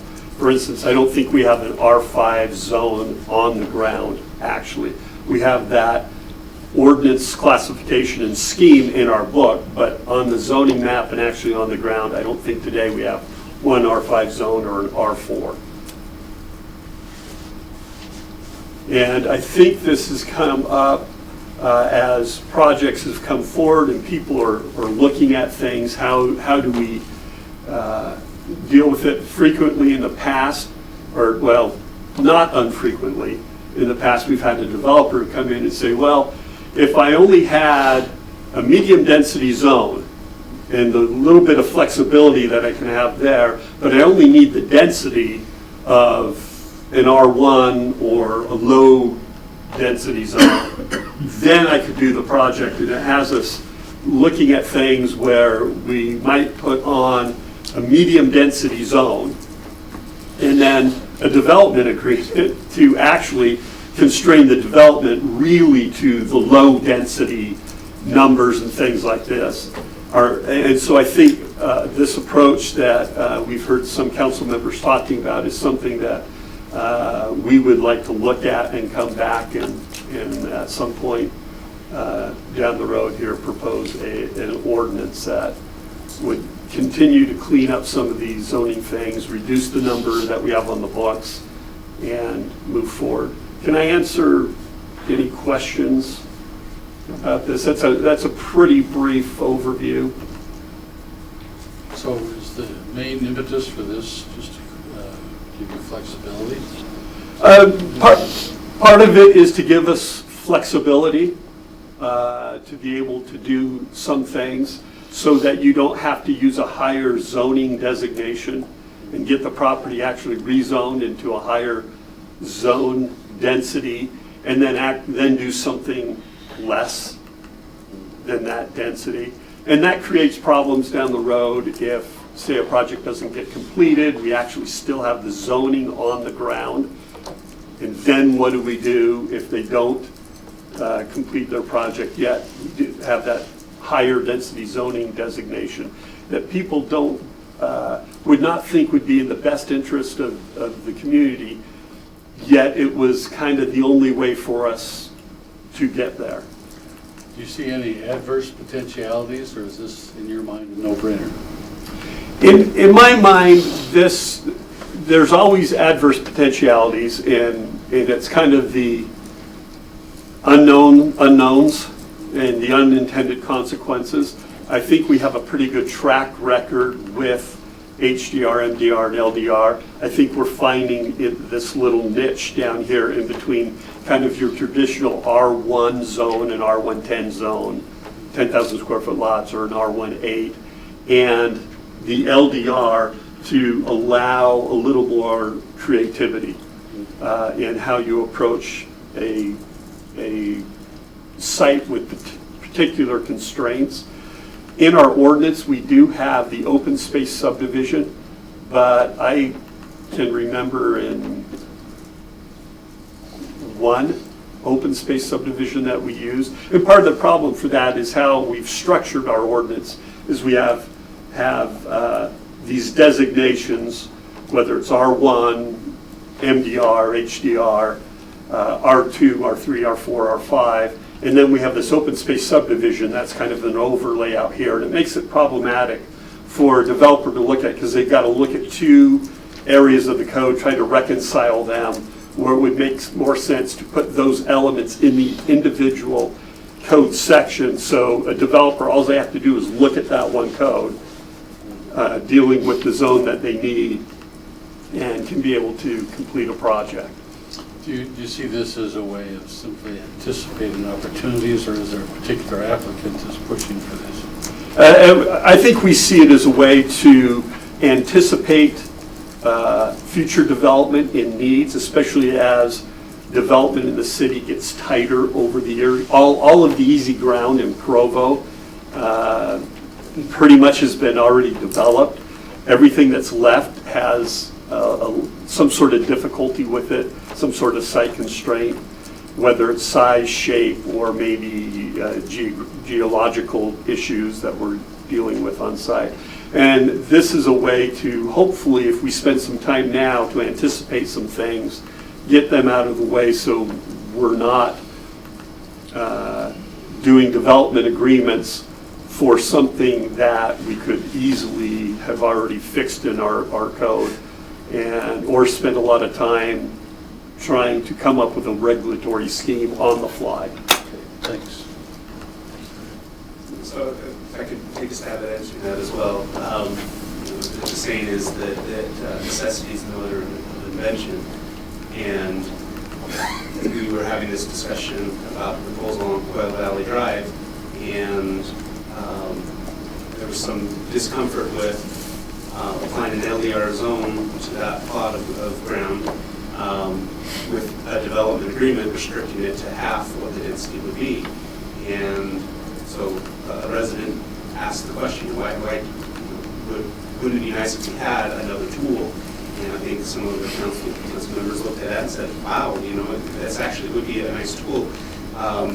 It has the density of like an R16, but an R16 you have to have individual lots with certain widths, and they have to be detached and all this stuff, where an LDR allows a little more flexibility in housing type. But I don't think anyone looked at that property and said, oh boy, it'd be nice if we could get that up to the 8 units on there. And with the problems of development agreements, it's a tool that we don't have in our tool box, and we looked at it and said, this might be a good tool to have. So I think that's kind of the impetus of what's driving this. That's helpful, Dave. Thanks.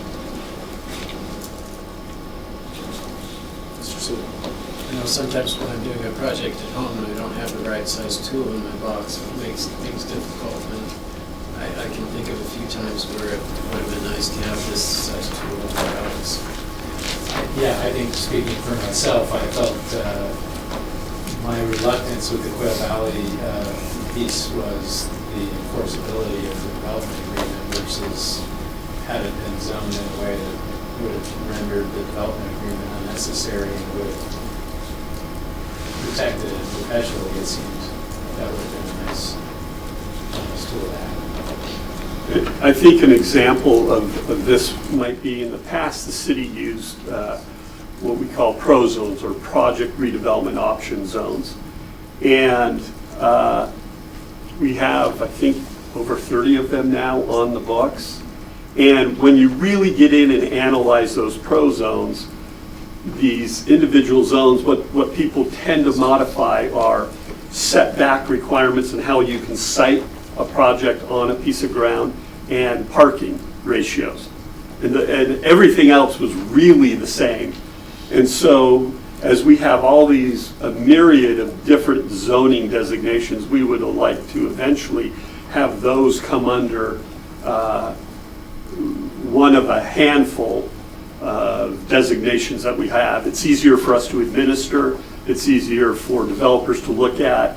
And so what we've learned in some of these things is when we do have particular site constraints that are difficult, to allow flexibility for people to come in under appropriate circumstances. And that would be part of this process, is to identify those circumstances when you might be able to push a setback around a little bit, rather than let's go up to a higher density zone and use a tool that's really not fit for it, but we're using it just because that's the only one we've really got to accomplish what we want, and then trying to rely on development agreements to eternally mandate what the density on the ground is. You say we have about 30 PRO zones? I think so. 37. How many years has that been in effect? Since around 2002. And so when we initially started the MDR and HDR, LDR process, it was always our intent to at some point bring those PRO zones. I think a PRO zone in the right situation, in the right context, could be a good tool to accomplish something. If something truly is really unique or difficult, something that we hadn't anticipated. But if you're really just dealing with some setback issues and a parking ratio, I think that's something that we probably should fix in general in our ordinance regulatory scheme, as opposed to writing a new zone every time, and then whenever we have an enforcement issue, we got to make sure people are trained on what zone it is, and our code has grown from here to here, and it's just somewhat problematic for us. So what are we looking for at this point? Do you need a vote from us to move forward with a proposal? I don't think we need a vote, but what would be helpful is a brief discussion among the council about this concept in general, because if a majority of the council, just doesn't want to spend time on that, that will save us time and effort. And if you are interested in us pursuing this and going down that road, then some of the high-level issues for us to be concerned about, to make sure that we're looking at that in our regulatory scheme that we've come back with and propose to you how we would deal with some of those issues, to give us kind of a leg up on thinking about those types of issues. Does that make sense? Yeah. So we've got about 5 minutes. If there are comments or concerns that you feel, council members, that would be relevant to moving forward at this point. Yeah. You said, Jerry, that you're updating many of the zones. Is that correct? Yes, we're looking at all of those. Yeah. And it's been my experience that we're kind of trying to phase out PRO zones and not create more and more of those, right? Correct. And then this would just be kind of filling a gap or allowing for a little more flexibility in certain density. Yes. What process do you want to take with this? Like, if we get kind of a nod towards this, what's your process on your end? Well, then our process would be, if we get the nod. Our process would, we go back and internally come out with almost like a pro forma of where we want to go, what we're anticipating doing. We would then do some work on that, and within a fairly short period of time, we would, since this needs to go to Planning Commission, we think it should go to Planning Commission, we'd sit down with Planning Commission and get Planning Commission brought up to speed on what's happening and the entire scope of what we're doing, and then work with Planning Commission, have a public hearings, and then come back eventually to the council with a specific proposal. In your experience, we have multiple pro zones or developments where this would be applicable, or this could have been applicable. Yes, and that's the hope is, say, in VLDR or an LDR and MDR, we would then also look at these pro zones and say, you know, if we would have just used the MDR on this, on pro zone 23, it would have been an MDR. And then we could rezone it. And then we'll take a look at the particular issues, and we may not be able to do that with every pro zone. But my sense is over the years, having dealt with a lot of them, worked with them, and looked at what really varies from our existing code, it's some minor things that I think we've already fixed in HDR, MDR, LDR. Now we need to find if there's a better tool in between LDR and the R1 zone that a VLDR type concept could fix. Because we are talking about this in reference to Bull Valley Drive and the project there. Perhaps the citizen who was looking for a very low density zone was suggesting that out of frustration for any kind of multifamily in their neighborhood. But this is not specifically to address that situation, there's broader application. No, it's not specifically meant to, oh, we're going to fix that application. It's, oh, okay, people are talking about, so why do we need to go to this zone that allows this type of density when all we're really talking about this, and we didn't have a good, clean regulatory tool to do that. And if we had, we would have said, oh, don't use the LDR, use this tool, VLDR, whatever it is. I like the idea of, I think there's places in the city where based on various things, based on what's already the context and whatnot, kind of that R1 density makes sense. But right now, to have, if we go with an R1, we are very limited on the types of housing that can be built, where the LDR, that's a lot more, that's a little more flexibility on the types of things that can be built. I think specifically single-family duplexes and then attached single-family. So by having a tool that has that R16 type density, but with more flexibility in housing types, I think that broadens, just gives us a tool that helps broaden our housing choices. So I don't hear any concerns about this. Are there any concerns that any council members have about it?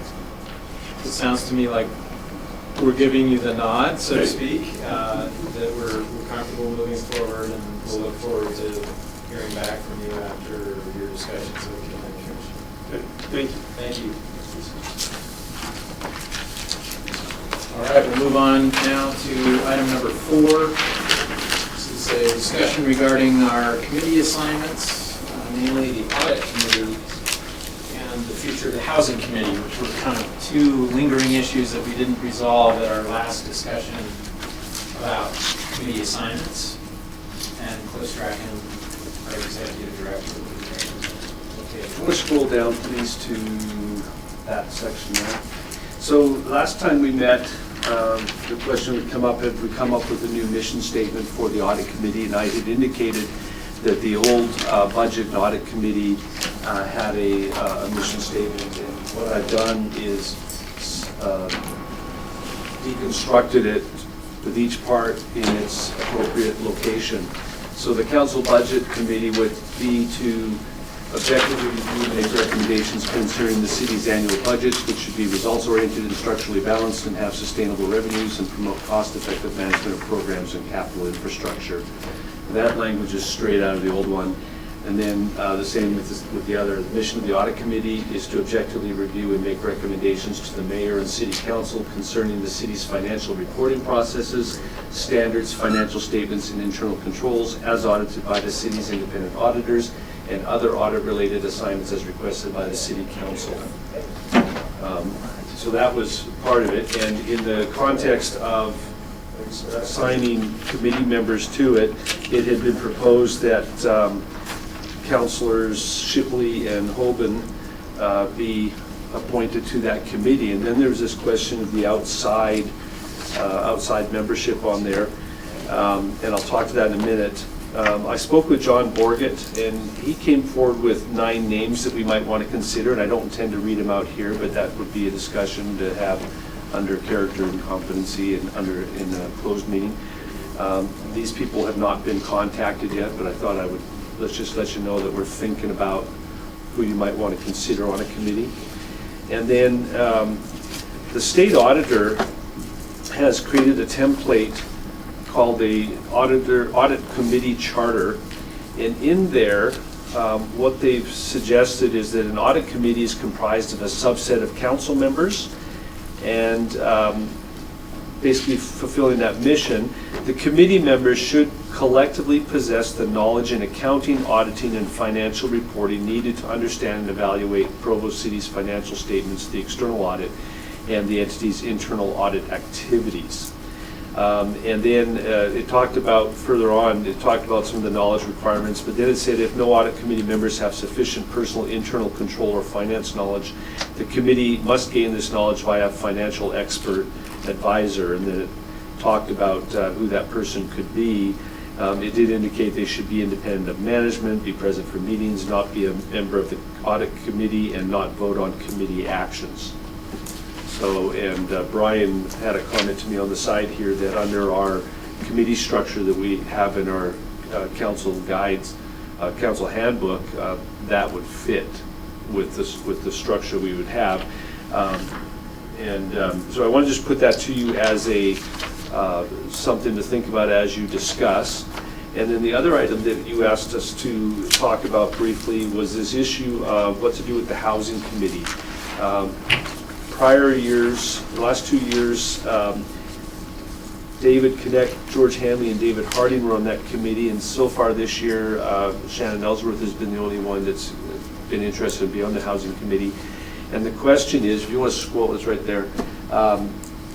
The housing committee kind of has had this executive group, which has just been the council members, and then a much broader group that includes people from different housing type issue areas or providers in the city.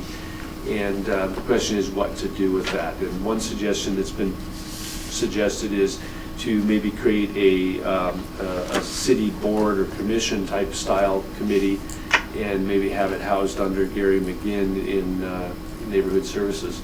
So just wanted to put those out there for you and let you have discussion on both those ideas. Some ideas on the housing committee. So I had a meeting just today with a member of the housing committee, and he said there hasn't been a lot of focus. So it's been this really broad organization in the past where you have a developer and people working with the homeless population and so on, so on, so on. So it hasn't been focused, and so sometimes they feel like they're not contributing because they're talking about someone else's element of housing, right? Because housing is a pretty broad issue. And sometimes they felt like these community members from different organizations would attend, and they would listen to presentations, but it was largely these 3 council members that were interacting and making decisions. And they also expressed their appreciation that the city is considering housing. But I think going forward, whenever we do, it should be very targeted. I think that's something that the council is moving towards, is having these pretty tight objectives, right? And kind of a timeline, or a due date, or a sunset that makes us more effective. And then another concern I have is that so much of what the Planning Commission does is housing. they're constantly discussing and reviewing housing developments, and they have a lot of professional expertise that they feel, I think, is underutilized in this position of volunteerism. So I'd like to hopefully break down some of these silos or redundancies and make sure that we are very purposeful and tight in our objective, and where necessary that we link closely with the Planning Commission, because they are guiding and recommending a lot of housing projects, and they're doing it with the best information that they have, but they have no overarching objective of what should go where, because we don't have strong plans right now. So, and then another concern I have is this line, promote owner occupancy and long-term residency. If people are unaware of some of the background in my district, this has been, in some cases, weaponized against people like me who rent homes, right? So there's a tremendous push in the last few years to promote owner occupancy and long-term residency, which seems to discriminate against people who are short-term residents or not owners, which is me, and a lot of people in our city. So I think we should be cognizant of some of these issues as we move forward. I'm curious to know what you would see as a solution to those problems, because I think I agree that with my experience on the housing committee, I think it was typically driven by whatever housing concerns were coming up on the council, and we would take steps toward something more proactive and visionary and planning oriented, but it was very difficult to ever get to that stage because we were kind of wrestling with particular concerns. What I liked about it was having such expertise around the table. Like it's a pretty remarkable group of citizens who had a variety of backgrounds. It was very useful just to hear as sounding boards for certain kinds of questions. But I think I would agree that we didn't have enough of a tight focus as a committee. So I guess I'm just wondering how to solve that problem if we created a standing committee and we redefined its mission, to maybe sort of be in constant review of our housing policies, or, there were big projects like a housing audit that we were moving toward that seemed to me super, super important to us to be able to understand, when we get a proposal for, what looks like a set of condos, or it looks like a set of rental apartments or townhomes, or whatever it might be, it was never clear, where we were in meeting the variety of needs in the city that would really effectively guide that decision-making process. So that was one area where I felt like a housing committee could be very useful to the city, so that we had some sense of, hey, we're actually short of this kind of housing right now versus this kind of housing.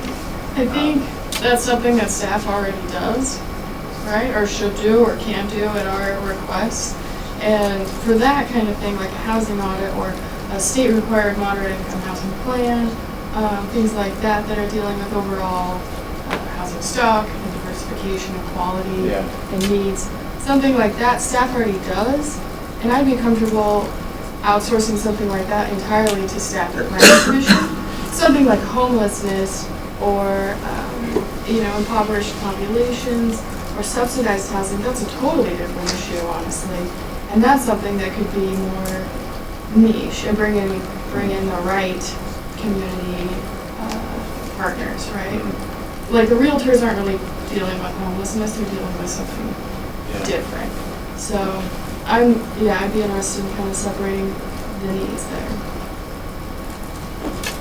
Some context, I think there were generally some desires to have our committees function a little bit more effectively. And I think that's in part because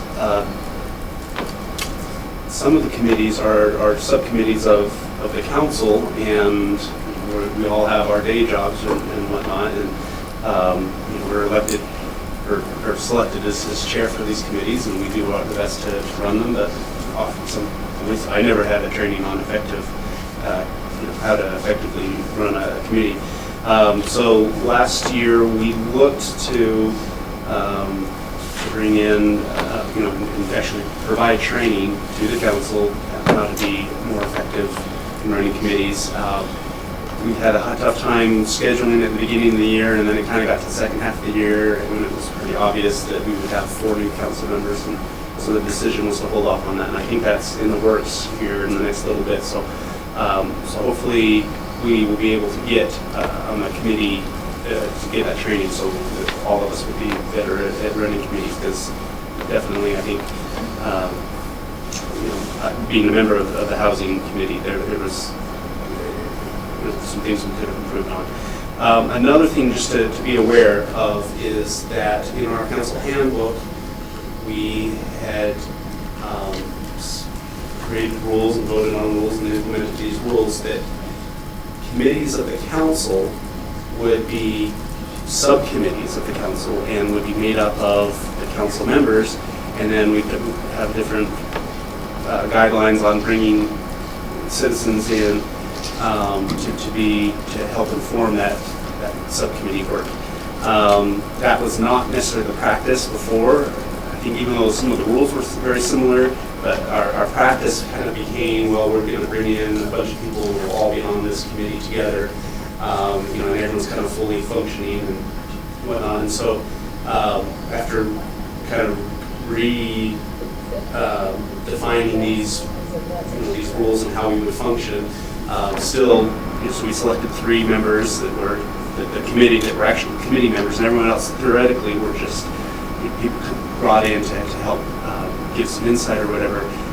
But very quickly, that committee, I felt like, kind of took on the idea that we're all a big committee, and we're all discussing this stuff together. And so there was some tension between that and some lack of clarity, perhaps, in some of the roles. And I absolutely feel like, if someone comes in thinking like, oh, I'm going to be a full member of this committee, and then, anyway, so I think some of that background might be helpful as well. So definitely going forward, I think, and that's, I believe, why we're having this discussion. Maybe it's going a little long, but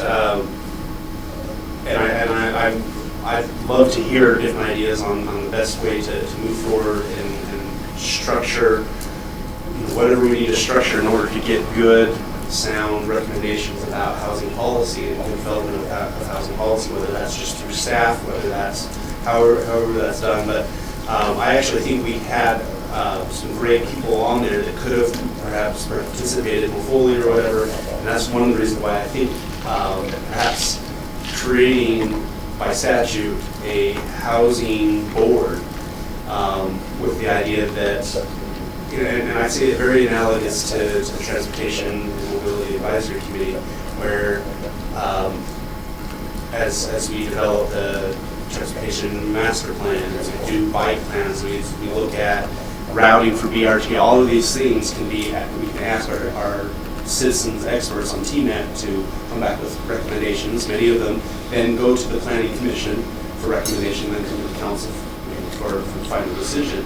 And I think we could have put together a board, and these would be nominated by the mayor and then approved by the council, and then we could assign them topics and say, hey, we'd like your advice on this, and take a look at this, and help us form that housing policy. And as questions come up, that's to weigh in on it. Much of that would then go to the Planning Commission and come to the council. So, and I'm not saying that that's what I think needs to happen, but I think that is another model that I think is very different than what we had last year. And so some of the problems that we had last year may not, I think this would address some of those concerns. And what was the initial impetus for the housing committee? If it's the characteristics, understanding what characteristics meet the tenants of balance and looking at neighborhoods that promote their occupancy and best practically address housing issues. If that was the impetus initially, is that still something the council sees as a pain point? Are we still trying to address this? Because if it's not, if we feel like, oh, this isn't important right now, or it's not important to this council, then do we need a housing committee at all? Well, that's the question. I don't think there's a strong feeling, at least I haven't, and this is part of what this discussion is for, but I don't think there's a strong feeling that it has to. I think the issue was, as people sort of sorted out their interests, this was clearly not drawing as much interest. I don't know if it's so much lack of interest, but just, at least I can speak for myself. I just knew that I had too much to do to be involved with this. But I do think we're all kind of, or at least the two of you, as you're making these comments, are pointing to that if this is going to continue, it needs to be significantly revamped. It needs a new mission statement, and we need to decide whether it's an ad hoc committee, whether it's a formal board, or whether we do it entirely by staff. Like we don't need a committee like this. I mean, I would only say that I served on the Provo City Housing Authority Board with Robert Vernon, and I felt like having someone like Robert at the table whenever I was thinking about housing issues, he was just extremely helpful, and I sort of think like voices like that in addressing. I mean, you put your finger on something that maybe a committee ought to really be laser-like focused on, and that is homelessness and the most destitute in our city. And what are we doing to make sure that this doesn't get out of control and that we mitigate some of the problems we're already seeing? I think that's anyway. And since you're the one who indicated interest in it, it seems to me that you could sit down with leadership and we could figure out a plan. I just want to give a little bit more context from the beginning. I mean, the Housing Committee and the Zoning Committee arose from council priorities set in 2016 and reiterated in 2018. And they were tasked to focus on the various outcomes that they wanted to achieve. The problem with housing is it's such a broad challenge that I think the committee struggled to find specific policies to pursue in order to make it happen, and that's probably where a lot of the lack of focus came from. I can see that, because you look at number 2, and I've seen multiple cities do this. They're like, well, other cities need to take their fair share of moderate income housing. And it's like, oh, we're going to go ahead and write policies, tell Orem what to do. Great idea, everybody. So yeah, maybe what I could do is come up with some alternatives or scenarios and present them, work on them with staff, present them to leadership of the council. I think talking to staff and figuring out what they think is needed would be really helpful. We got to move on to the audit questions. Okay, so I didn't say like, hey, I want to be on the housing committee, which I was before, in part because I'm not certain that a housing subcommittee of the council is the best vehicle. Right. So it's not that I'm not interested in this, it's that the way I look at it right now, I don't think it's necessary, and I think that mission statement, I think we could move far outside of the scope of that. But I look at short-term rentals, inclusionary zoning, housing affordability. I think those are all pressing things that need to be addressed by the council. That number 1 on there, we talked about what are the characteristics of healthy neighborhoods, and that was something that we were grappling with at the start of last year, and I don't feel like we ever addressed it or made any recommendations, but I would ask perhaps this council, if we really got into it and we say, well, we want healthy neighborhoods, we want healthy housing stuff. How do we even define that? That was the original intent for that, and I just don't think we got to it. I think housing statewide is a huge issue that needs to be addressed, and I think there's some good things that could come. I just don't know what the right structure is. If we wanted to have a housing committee, subcommittee of the council, I'd probably be interested in being part of that. But I think I would rather at least take a look just broadly and say, what are we trying to accomplish? What's the best structure for that going forward? So in the interest of time, I'd like to make a recommendation, and it sounds like Dave Harding and Shannon Ellsworth are the two who have particular passion for furthering this conversation, and I like the idea of coming up with a proposal, whether it's, any one of those three, eliminate it altogether and do nothing, and just work with staff, creating a standing committee or going back to an ad hoc model. But if you two are willing to do that, do some fact finding, and we can discuss it and come back with a proposal for the council, I think that would be great. There's probably more alternatives than those three. And maybe there are, yeah. Do we need to, so with the audit committee, we had proposed Dave Shipley as the chair of that committee and Travis as the vice chair of that committee. And Travis, you were absent that day, and we were very sensitive as to why you were absent, and also the fact that being absent and getting assignments isn't always the greatest thing. I watched the work meeting, and I was fine with everything. All right, so is there, do we need to have a formal motion on You did that? not approve that one by motion. I think there was another one you held off, maybe the housing one, but if you want to make that appointment just by motion, you can do it, and then we can address. Yes, and adopt the mission statement.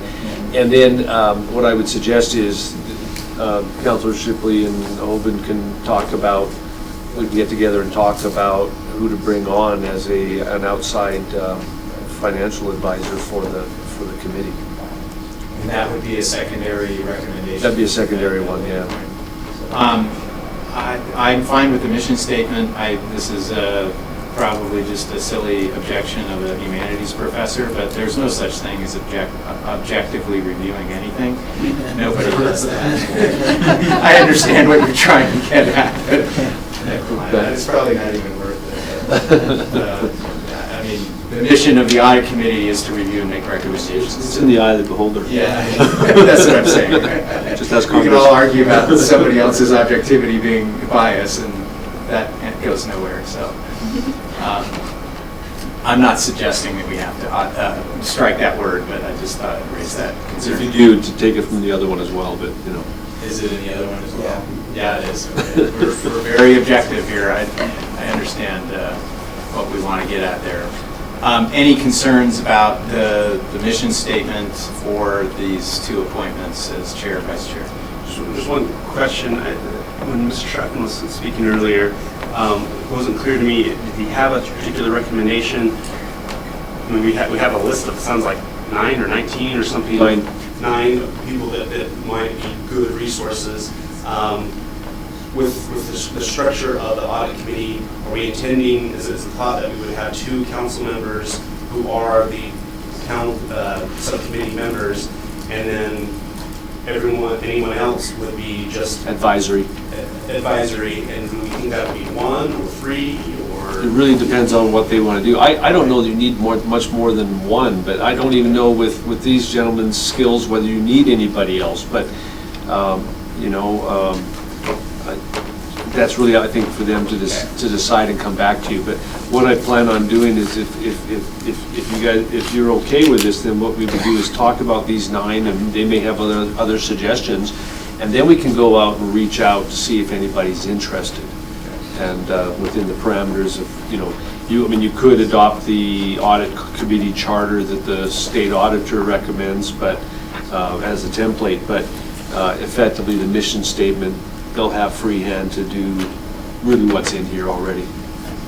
So I would make a motion that we nominate Dave Shipley as chair and Travis Hoban as vice chair, and we give them the charge to examine the parameters for what this committee is going to do, and what of whom it might consist, and then come back to us with some recommendations. Do we have to have a timeline on that, Brian? No, you don't have to have time. I was just thinking, and I assume your motion includes approving the And mission as we statement. approve the mission I statement. don't think, Yeah. I guess, do they need Is that a second? Did you want to take out the word objectively? They could. I would prefer to, if no one else objects to objectively being struck. Whole motion? As amended. I have an objective of this. Only subjective. Sure. One comment about that, and it's entirely up to the council how you want to do this. We have in the past on some of these types of committees just left it up to the committee members themselves to pick whatever advisors they Yeah. never brought the list of advisors back to the council, but you can. It's just up to you how you want to handle that. Well, since it's a new thing, I don't see why it would hurt to just, I don't know, what are you saying? I mean, I would like to know, just for the sake of knowing. I don't know that we necessarily have to have a formal approval process, but I think it would be good to come back and get a, as Kerry McGinn called it, a nod from us that sounds good. Maybe in deference to the mayor, the question would be, would you, given that this person will have a chance to review the audits and the internal controls and things like that as part of the committee, would you prefer that the council move to approve that person, or to appoint that person to the committee? I think so. They need to, yeah. Then let's bring it back, bring the recommendation back. All right, so we have a motion. Did we get a second? Okay. Any further discussion? All in favor? Voting is unanimous. All right, thank you, Cliff. We'll move on to item number 5, a presentation regarding Tier 3 gas, and this will be done by John Magnus, our policy management analyst.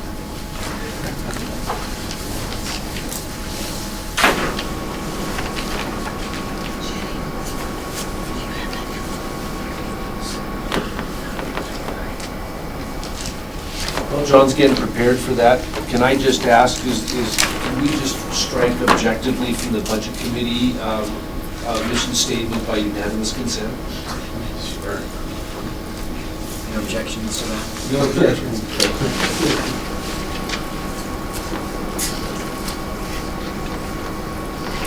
Okay, on January 21st, 2020, you guys had your night council meeting. You guys heard a presentation from the mayor's state committee and National Resources Committee. And part of that, we asked you to pass an ordinance supporting the Tier 3 gasoline and to, I think it was an expenditure the governor was looking at about educating where you can buy Tier 3 gasoline. So as of January 1st, 2020, every refinery in the United States has to meet the Tier 3 requirements. As of what date? January 1st, 2020. Right. It was phased in starting in 2017. January 1st, large refineries had to meet the Tier 3 goals. The smaller refineries that we have in Utah had until 2020 to meet those goals. There's a couple ways they can meet the goals. One is to keep their sulfur at the original batch that they produce down to 10 parts per million. If they can't, then they can go out onto the sulfur credit market and buy credits. And so if they produce something that's 12 parts per million on average, they have to buy 2 credits for every gallon they produce in that batch. As of this year, all the credits that were made under the Tier 2 program expired. Even if they weren't used, they went away. So the only thing left out there are Tier 3 credits. Tier 3 credits have spiked since the first of the year. They're now running $3,000 to $4,500 per credit per gallon. So they're very expensive. And the other problem facing them is, so this is how the EPA works. This is after they make a big batch of gas, and that's the good tanks you see. That's where they measure. After there, it goes to what we call a bob. The bob, they mix in the denaturants and the oxidizers. At the bob, the parts per million can go up to 140 parts per million. At the pump, Tier 3 allows them to get down, it has to be no more than 80 parts per million. So how it all works and they can get those numbers, I have no idea. I spent hours researching, trying to figure out what the difference between a batch and a bob is. So at the end of the day, what Tier 3 gas is, it cannot be more than 80 parts per million at the pump. We now have the refineries here, there's 5 of them that are going to, 5 are making it Tier 3, and I assume that means they're going to meet the 10 parts per million. The other 2 haven't decided how they're going to do it, but because of the cost of sulfur credits right now, it's going to be very cost prohibitive, and there's not enough to go around because they've wiped out all the Tier 2 ones. And what's happened is companies that have produced credits, they're keeping it for themselves in case they have an average that goes over, so they can use their own credits to get back under 10. So at the end of the day, I think most of these companies are going to have to invest in the technology to get them down to the cap. And it's not like it's an average for the whole year, but there's an actual reporting period where the EPA actually makes them measure. And they take that and extrapolate it for a 12-month period, because they have to buy the credits by the first quarter of the year, which is starting January 1st, where they have 3 months when they take their measurements. So it's up to you guys what you want to do. We need to have a motion to bring this thing, the resolution forward to a night meeting. It's the next meeting for you guys to pass. Discussion, questions? So I may have missed it, I'm a little slow on the uptake, but it seems to me that you're saying that soon all of our refineries will be tier 3. Well, technically they are tier 3, because they can either make it or buy the credits. Right. And if they're making 55,000 gallons in a batch, and they're 5 over, that means they're spending 3,000 times 5 times 55,000. No one's going to pay that much for a gallon of gas at the top.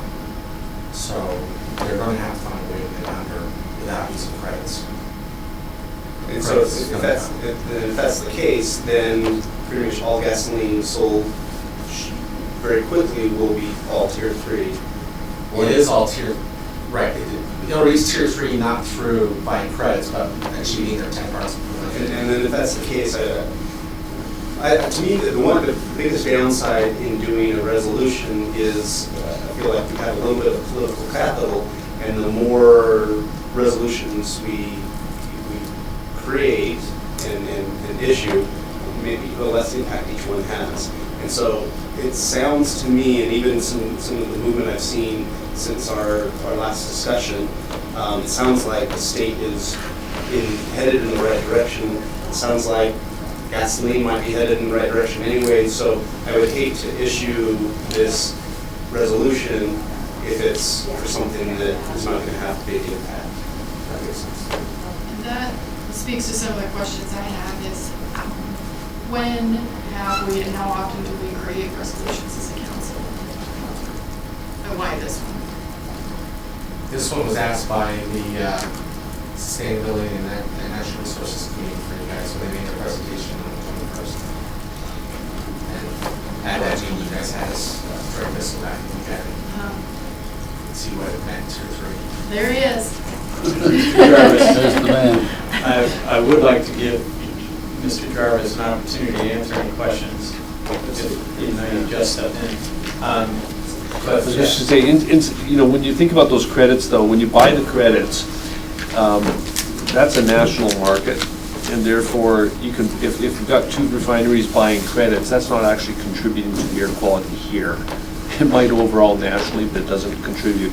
And the resolution really is just trying to get people to have better access to where these tier 3 is being sold, in order to try and create a financial incentive for those who aren't producing tier 3 to get producing tier 3.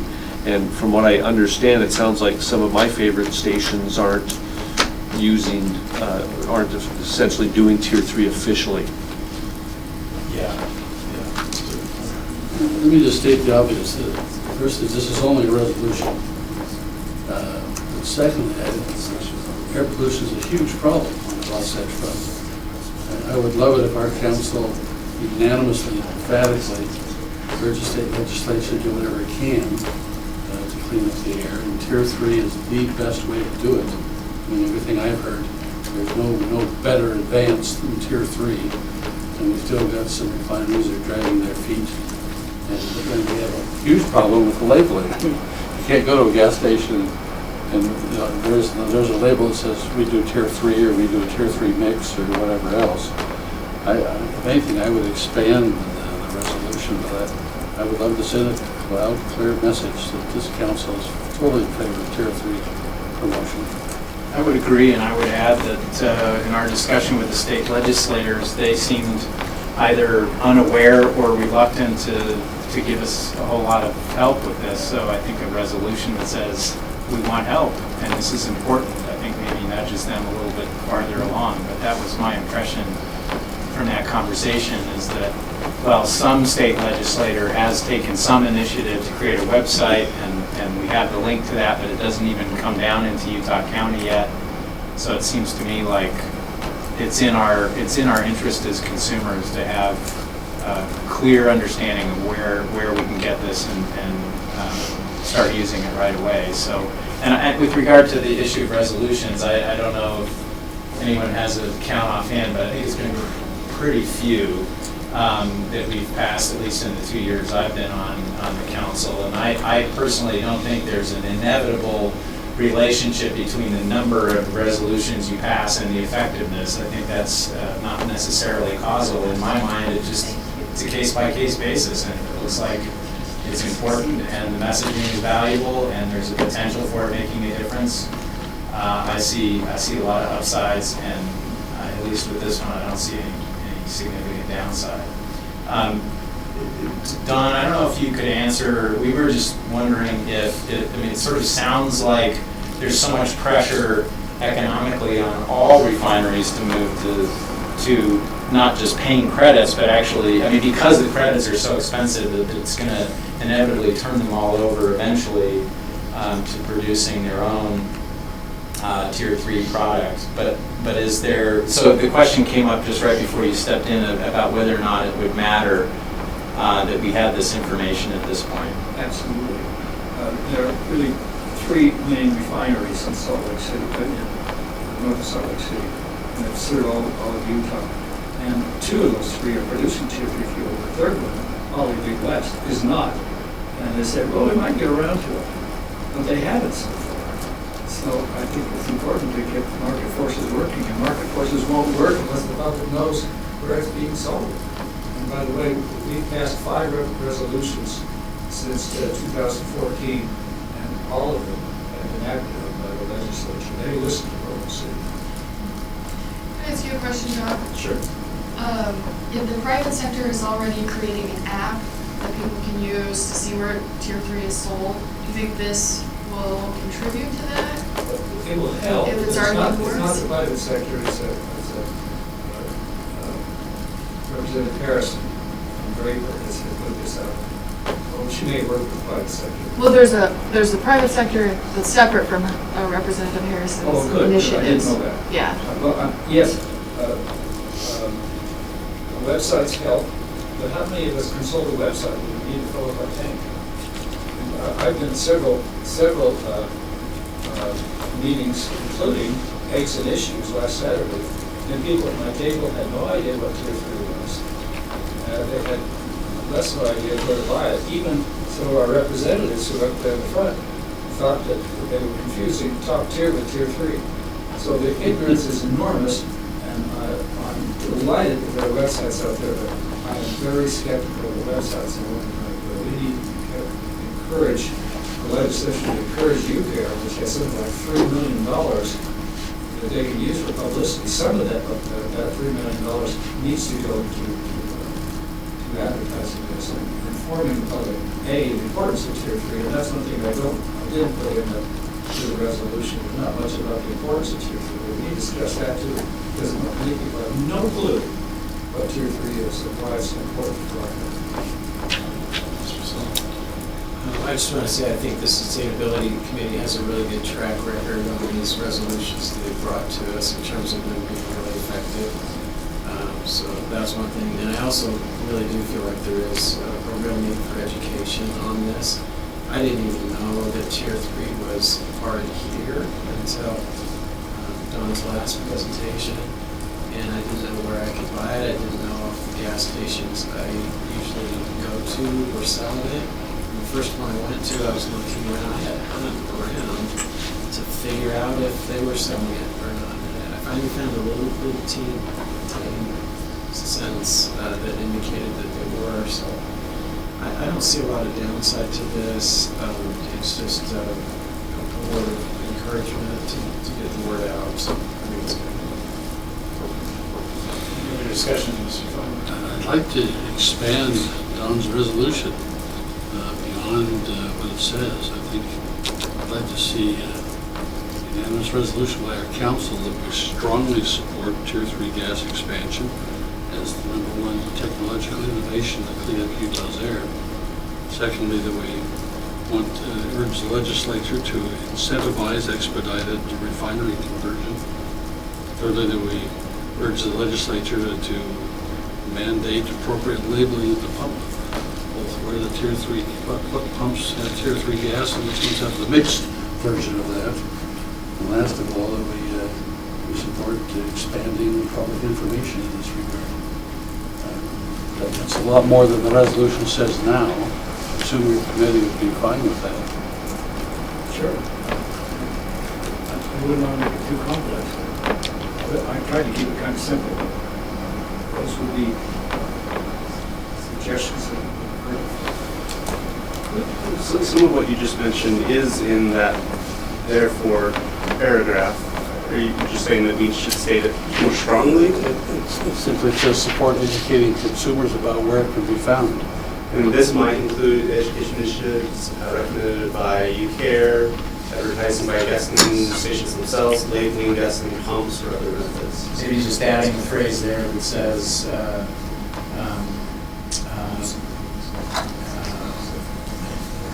education initiatives, sorry, I'm trying to get the phrasing here, but just to add a phrase that says about the importance of tier 3 gasoline for our air quality. Yes. Opposed to votes. Want to know where we're at? No, I think we could just could we just put it there in that last sentence? Two things.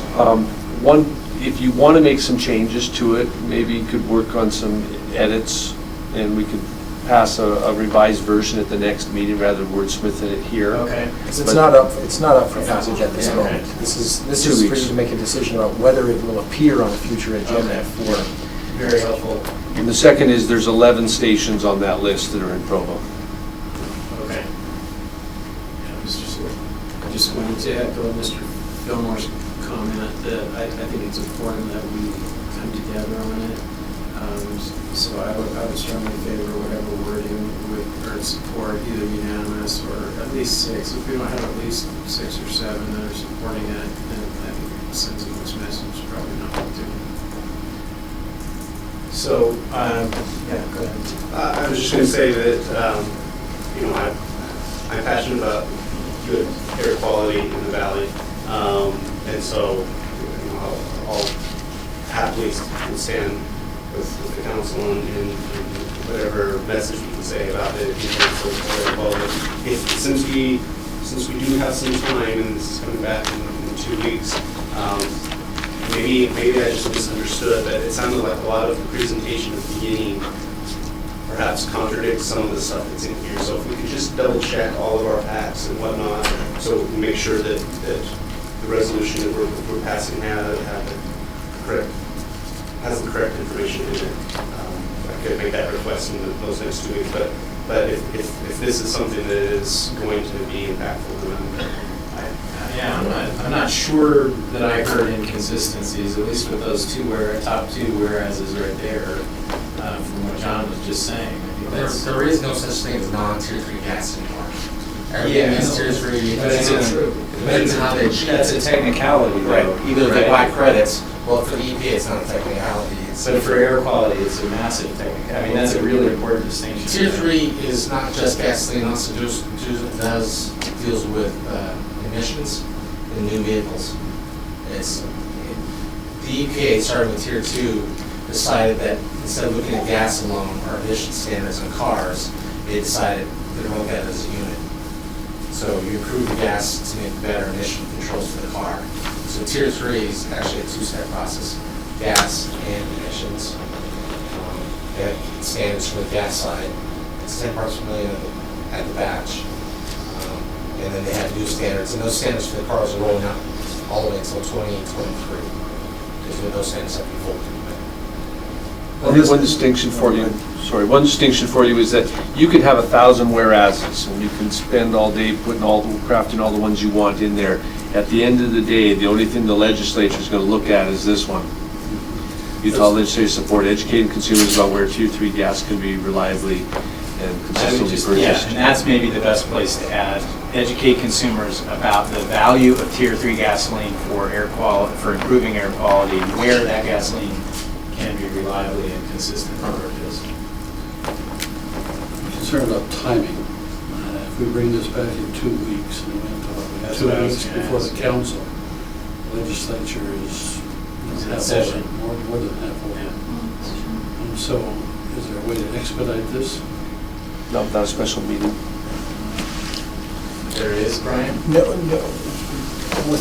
Holding a special meeting is the only way to expedite it. It's not on the agenda for approval tonight. It's not on the agenda in this meeting for approval because we don't approve resolutions in this meeting. Right.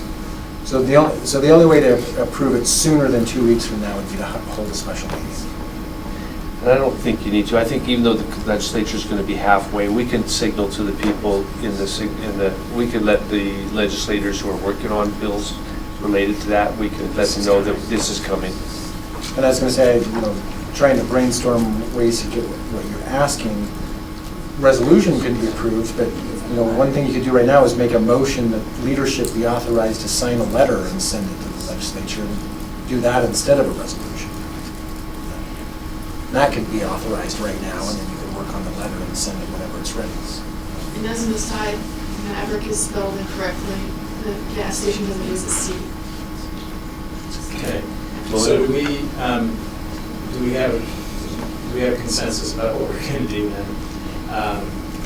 I guess, could we have a motion? Let me just ask that, because we've got to move on For a here. letter? For what we're going to do here. I think a resolution has more oomph to it. If we can, who's on the air pollution committee? Do we have somebody assigned to that? The Utah Valley Cleaner Task Force. That's what I'm on. Are you the only one from council? I think you ought to be involved with Dawn on rewriting this. And those of us who have suggestions on rewriting the language, we can submit that to you and Dawn and the leadership. If we could send a signal to our legislative representatives that this is coming, so they know that that's a good idea. But let's at the very least pass it in 4 weeks. So is that a motion? Well, here, I guess we have to do it here, right, first. We have to wait 2 weeks after that. No, it doesn't have to. This would count as the first one. You don't have to come back to this. So we can have. So in 2 weeks, we could have something. So here's my suggestion, based on what I'm hearing, is to authorize, a motion to authorize leadership to send a letter to state legislators indicating that we are considering this resolution in 2 weeks, and that we encourage them to advance and pass legislation to make this happen, or in those regards. And then the other part of that motion would be to bring this forward on February 18th for consideration at the regular meeting. Okay. I would so move, except I would add one slight addition to that, and that is that if Shannon is willing to sort of wordsmith with John and Don to tweak this in light of what we've said, so that in 2 weeks we look at a slightly revised resolution. And I don't think you need to put that in the motion. I think you just you just direct her to work with whoever. All right. Anyone want to second that? Well, sure. Any discussion? My only thought is just reiterating that I hope that we can resolve any questions on the status. Just I would like to make sure that our whereases are factual. All right. Who was the second? Bill Fulmer. Are you okay with this? All in favor? It's unanimous. All right, we have just time for Dustin to present to us an item that we'll be discussing this evening at greater length. But this is item number 6, an ordinance amending Provo City Code relating to floor area. Do we have 2 more items? Okay, sorry. All right, well, we'll try to get both of them done in 7 minutes. An ordinance amending Provo City Code relating to floor area ratio, setback, and buffer yard requirements in the research and business park zone. Citywide application. Thank you, Dustin. Yeah, so this application came in, the applicant's looking to make some modifications to the Riverwoods Business Park, where the zoning there is the Research and Business Park zone. It's basically two parts they're requesting. The first one would be to remove the floor area ratio requirement in that zone. And so we've kind of reviewed that and seen that as really within our zoning ordinances, we don't have that floor area ratio requirement other than one other zone. Our best recollection when that zone was passed 20 years ago would be that it was, something that was kind of innovative at the time. I'm sure for this area that they rezoned, they looked at, what maybe other cities were doing in their business parks, and that could have been a requirement they put in there as well. But having it removed, we feel like there's still sufficient language within that zone that would help regulate development there. So there's another unique thing in that zone, and it relates to the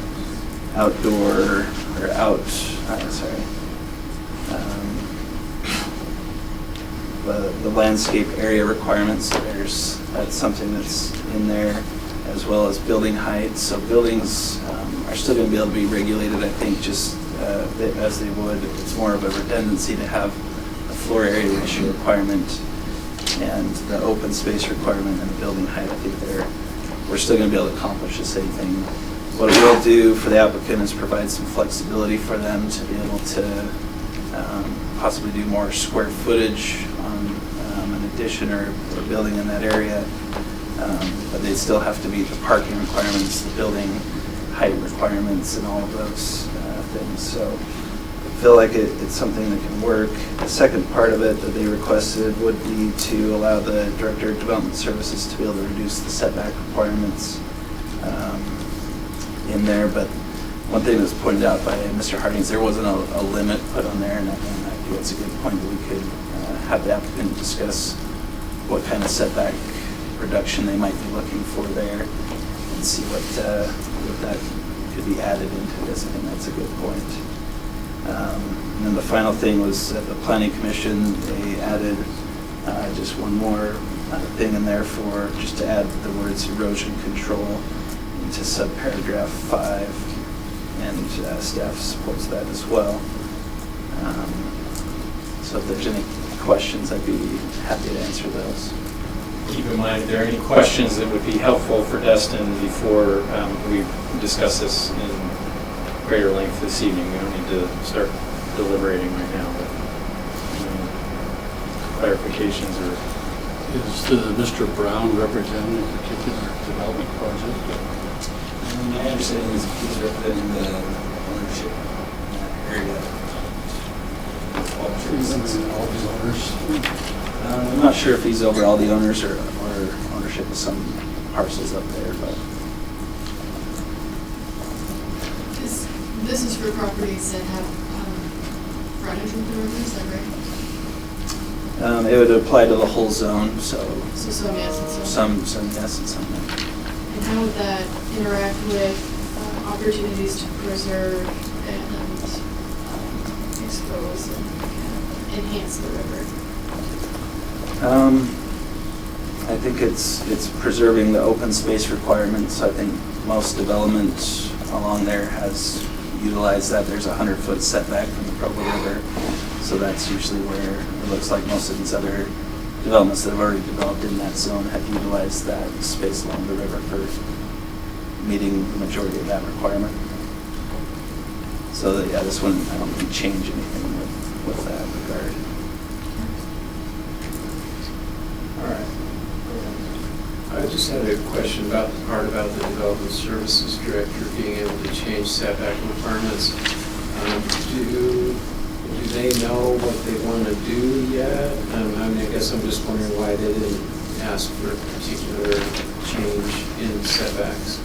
Yeah, I'm not exactly sure on that, what they're looking for, so that'd be a good question to raise with the applicant, see if they have a specific number there, if they're just looking for some overall flexibility there. But it would be a good thing to have a limit there on what that number can be reduced to. So currently it's 20 feet around the perimeter and then 40 feet along the street side. So as far as setbacks go in that zone. All right, thank you, Dustin. We'll revisit this item again this evening. Appreciate it. We'll finish with item number 7, an ordinance amending the general plan designation of approximately 151 acres, generally located between 300 East and 1,000 East and between 4,800 North and 6,000 North from agricultural to residential. This is in the North Timpview Neighborhood. This will be presented by the PowerPoint. Can I just say, this projector's a little bit noisy, and I'm having a little bit of trouble hearing the speaker, and also Bill, when you turn your head, I can't hear you. So I don't know if you can just speak up for the deaf of us in this audience. I don't know why I'm having trouble hearing. Are you? Okay. It's not just me. Well, while we're doing that, I guess giving the background on this, what's before you tonight is a discussion on amendment to the general plan, land use map. There are 2 key elements in the general plan. There's the text, and then there's the map that goes and tries to illustrate that. It does not involve a rezoning of the property, the annexation, or any approval of a concept or any other portion of the plan. It's just to look at our current policy, which has existed for, I think, over 40 years on this being within our annexation policy, and then the idea that this land would someday evolve from agricultural to some other use. One of the key elements of that is basically is a necessary and desirable is the only clause in there that I think the Planning Commission pulled out that they felt they needed to really address in that aspect. This shows the outline of the property that is owned by Mr. Jones, and there are 2 pieces down here owned by the Grove family. You can go to the next, can I go to the next slide? Whoops, I'm sorry. You can go to the next one then. Yeah, this shows the Grove ownership. And then this is the current city boundary. So there are portions that are already within the city, and this area would be included as it's designated agricultural also. But Mr. Jones owns a couple of other pieces down here which are designated residential already in the general plan, so those are not involved. So the overall number of acres is 151 through this area. The other properties through here, this is a boundary line really between private property ownership and federally owned land. This is all Forest Service land going to the east. You've got Provo City properties up in this area. And then the Scott Smith owns this area in here. And then you've got Gillespie's in this area and another, I'm blanking out on the name, but brothers or something that own other property that corresponds with the upper bench area of the land. It's that upper bench that has that, where the break is on the designation between agricultural and residential on the general plan. There's an overlay that also extends all through this area on that upper bench, which is the sensitive lands overlay. And as stated in the plan, that's to flag the development community, everybody developing that area, that they will be subject to all the city ordinances regarding hillside development. There are a number of ordinances the city already has that anybody would have to follow regardless of what the zone is underneath. The city's also in consideration right now wildland urban interface type of overlay zone, or I'm sorry, standards that would be adopted. Those would pertain to the actual development of the site, and so they don't really control anything at this point. It's just with the general plan amendment. The timetable, if this were amended, there's a couple of options. If it's amended and Mr. Jones comes forward, then obviously the recommendation is follows the general plan, and then we proceed forward through an annexation, the rezoning, and the site plan all at one time. So the development agreements and the zone could be tailored to specifically address what he's proposing. If you do not amend the general plan, he could still come forward to the city. The state statutes do not require a city to follow a general plan. It's a policy guideline. he could still come forward. Obviously, we couldn't say that it totally follows the general plan. The text of the general plan, though, doesn't really call that out other than just be aware of sensitive lands. And again, this doesn't supersede that. So the staff, I think what we're really looking for is, and Planning Commission is commit, or trying to think of the word, I had that before. Direction. Oh. Direction? Or direction, yes, as on the general plan, if we want to proceed and truly annex these areas and develop them eventually. And if not, then do we leave it up to develop in the county? They are currently zoned TR5 in the county, which is transitional residential, 5-acre minimum. However, it does allow planned developments that can go up to 3 units per acre on the developable ground.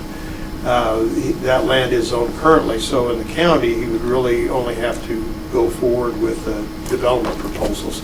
Obviously, you'd have to have utilities, tie those in, water, sewer, and other things. But, you know, those are the options right now. Any questions? When you were showing the map, and I think where it says Provo City, sorry, right where you were at, the map there, where it says Provo City above the line and county below the line, you said Provo City land, so is that just within? That's our city boundary right now. Yeah. And this land is in the city. Is it owned by the city? Yes. This land, these pieces right here are also owned by the city. So it's both within the city and owned by the city? Thank you. Are there any smaller internal parcels owned by the city? Further down, this area, for instance, is a substation, and then you have the water tank, which is right here. The water tank is,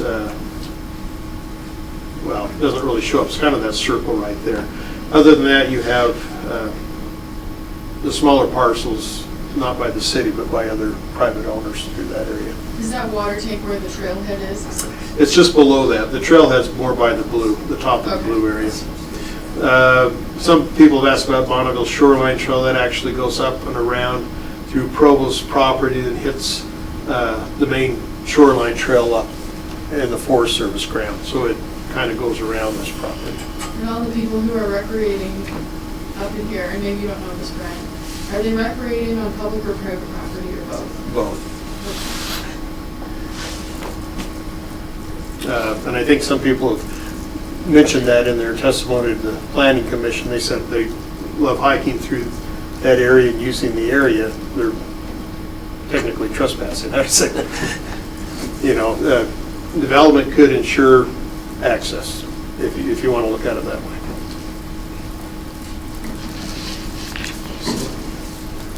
Just curious, do you know how many of those acres are in the county? It looks like a of his part here, of the 151 that's under consideration. Do you know how many are in the county? let's see, I think I had that somewhere.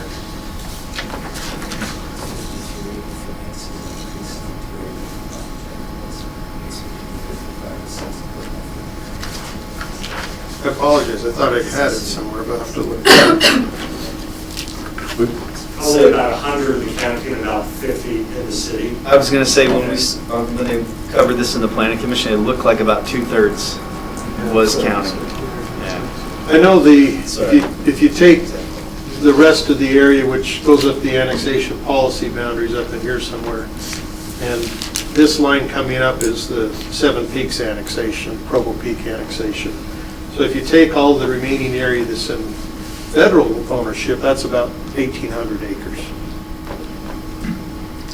Brian, this evening... I answer your questions here.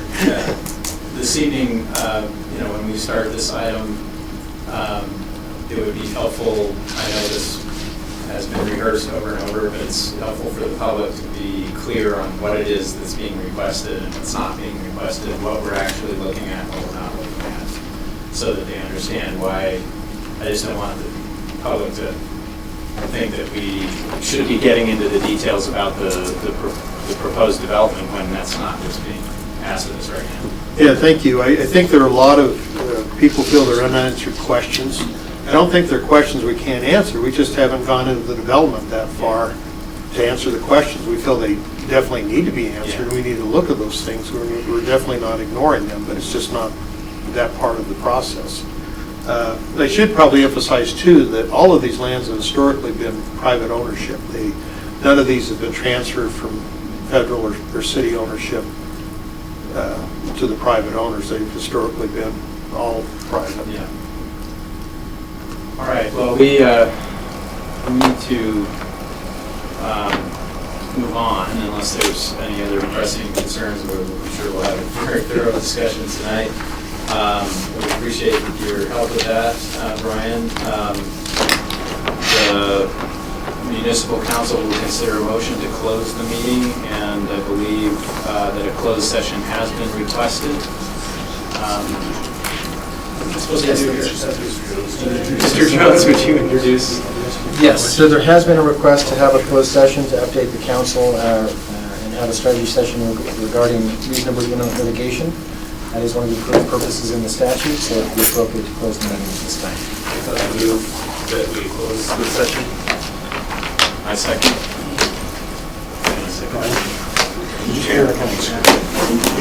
All right. You call for a vote. Call for a vote. All in favor? Thanks, guys. Can you do that by unanimous consent?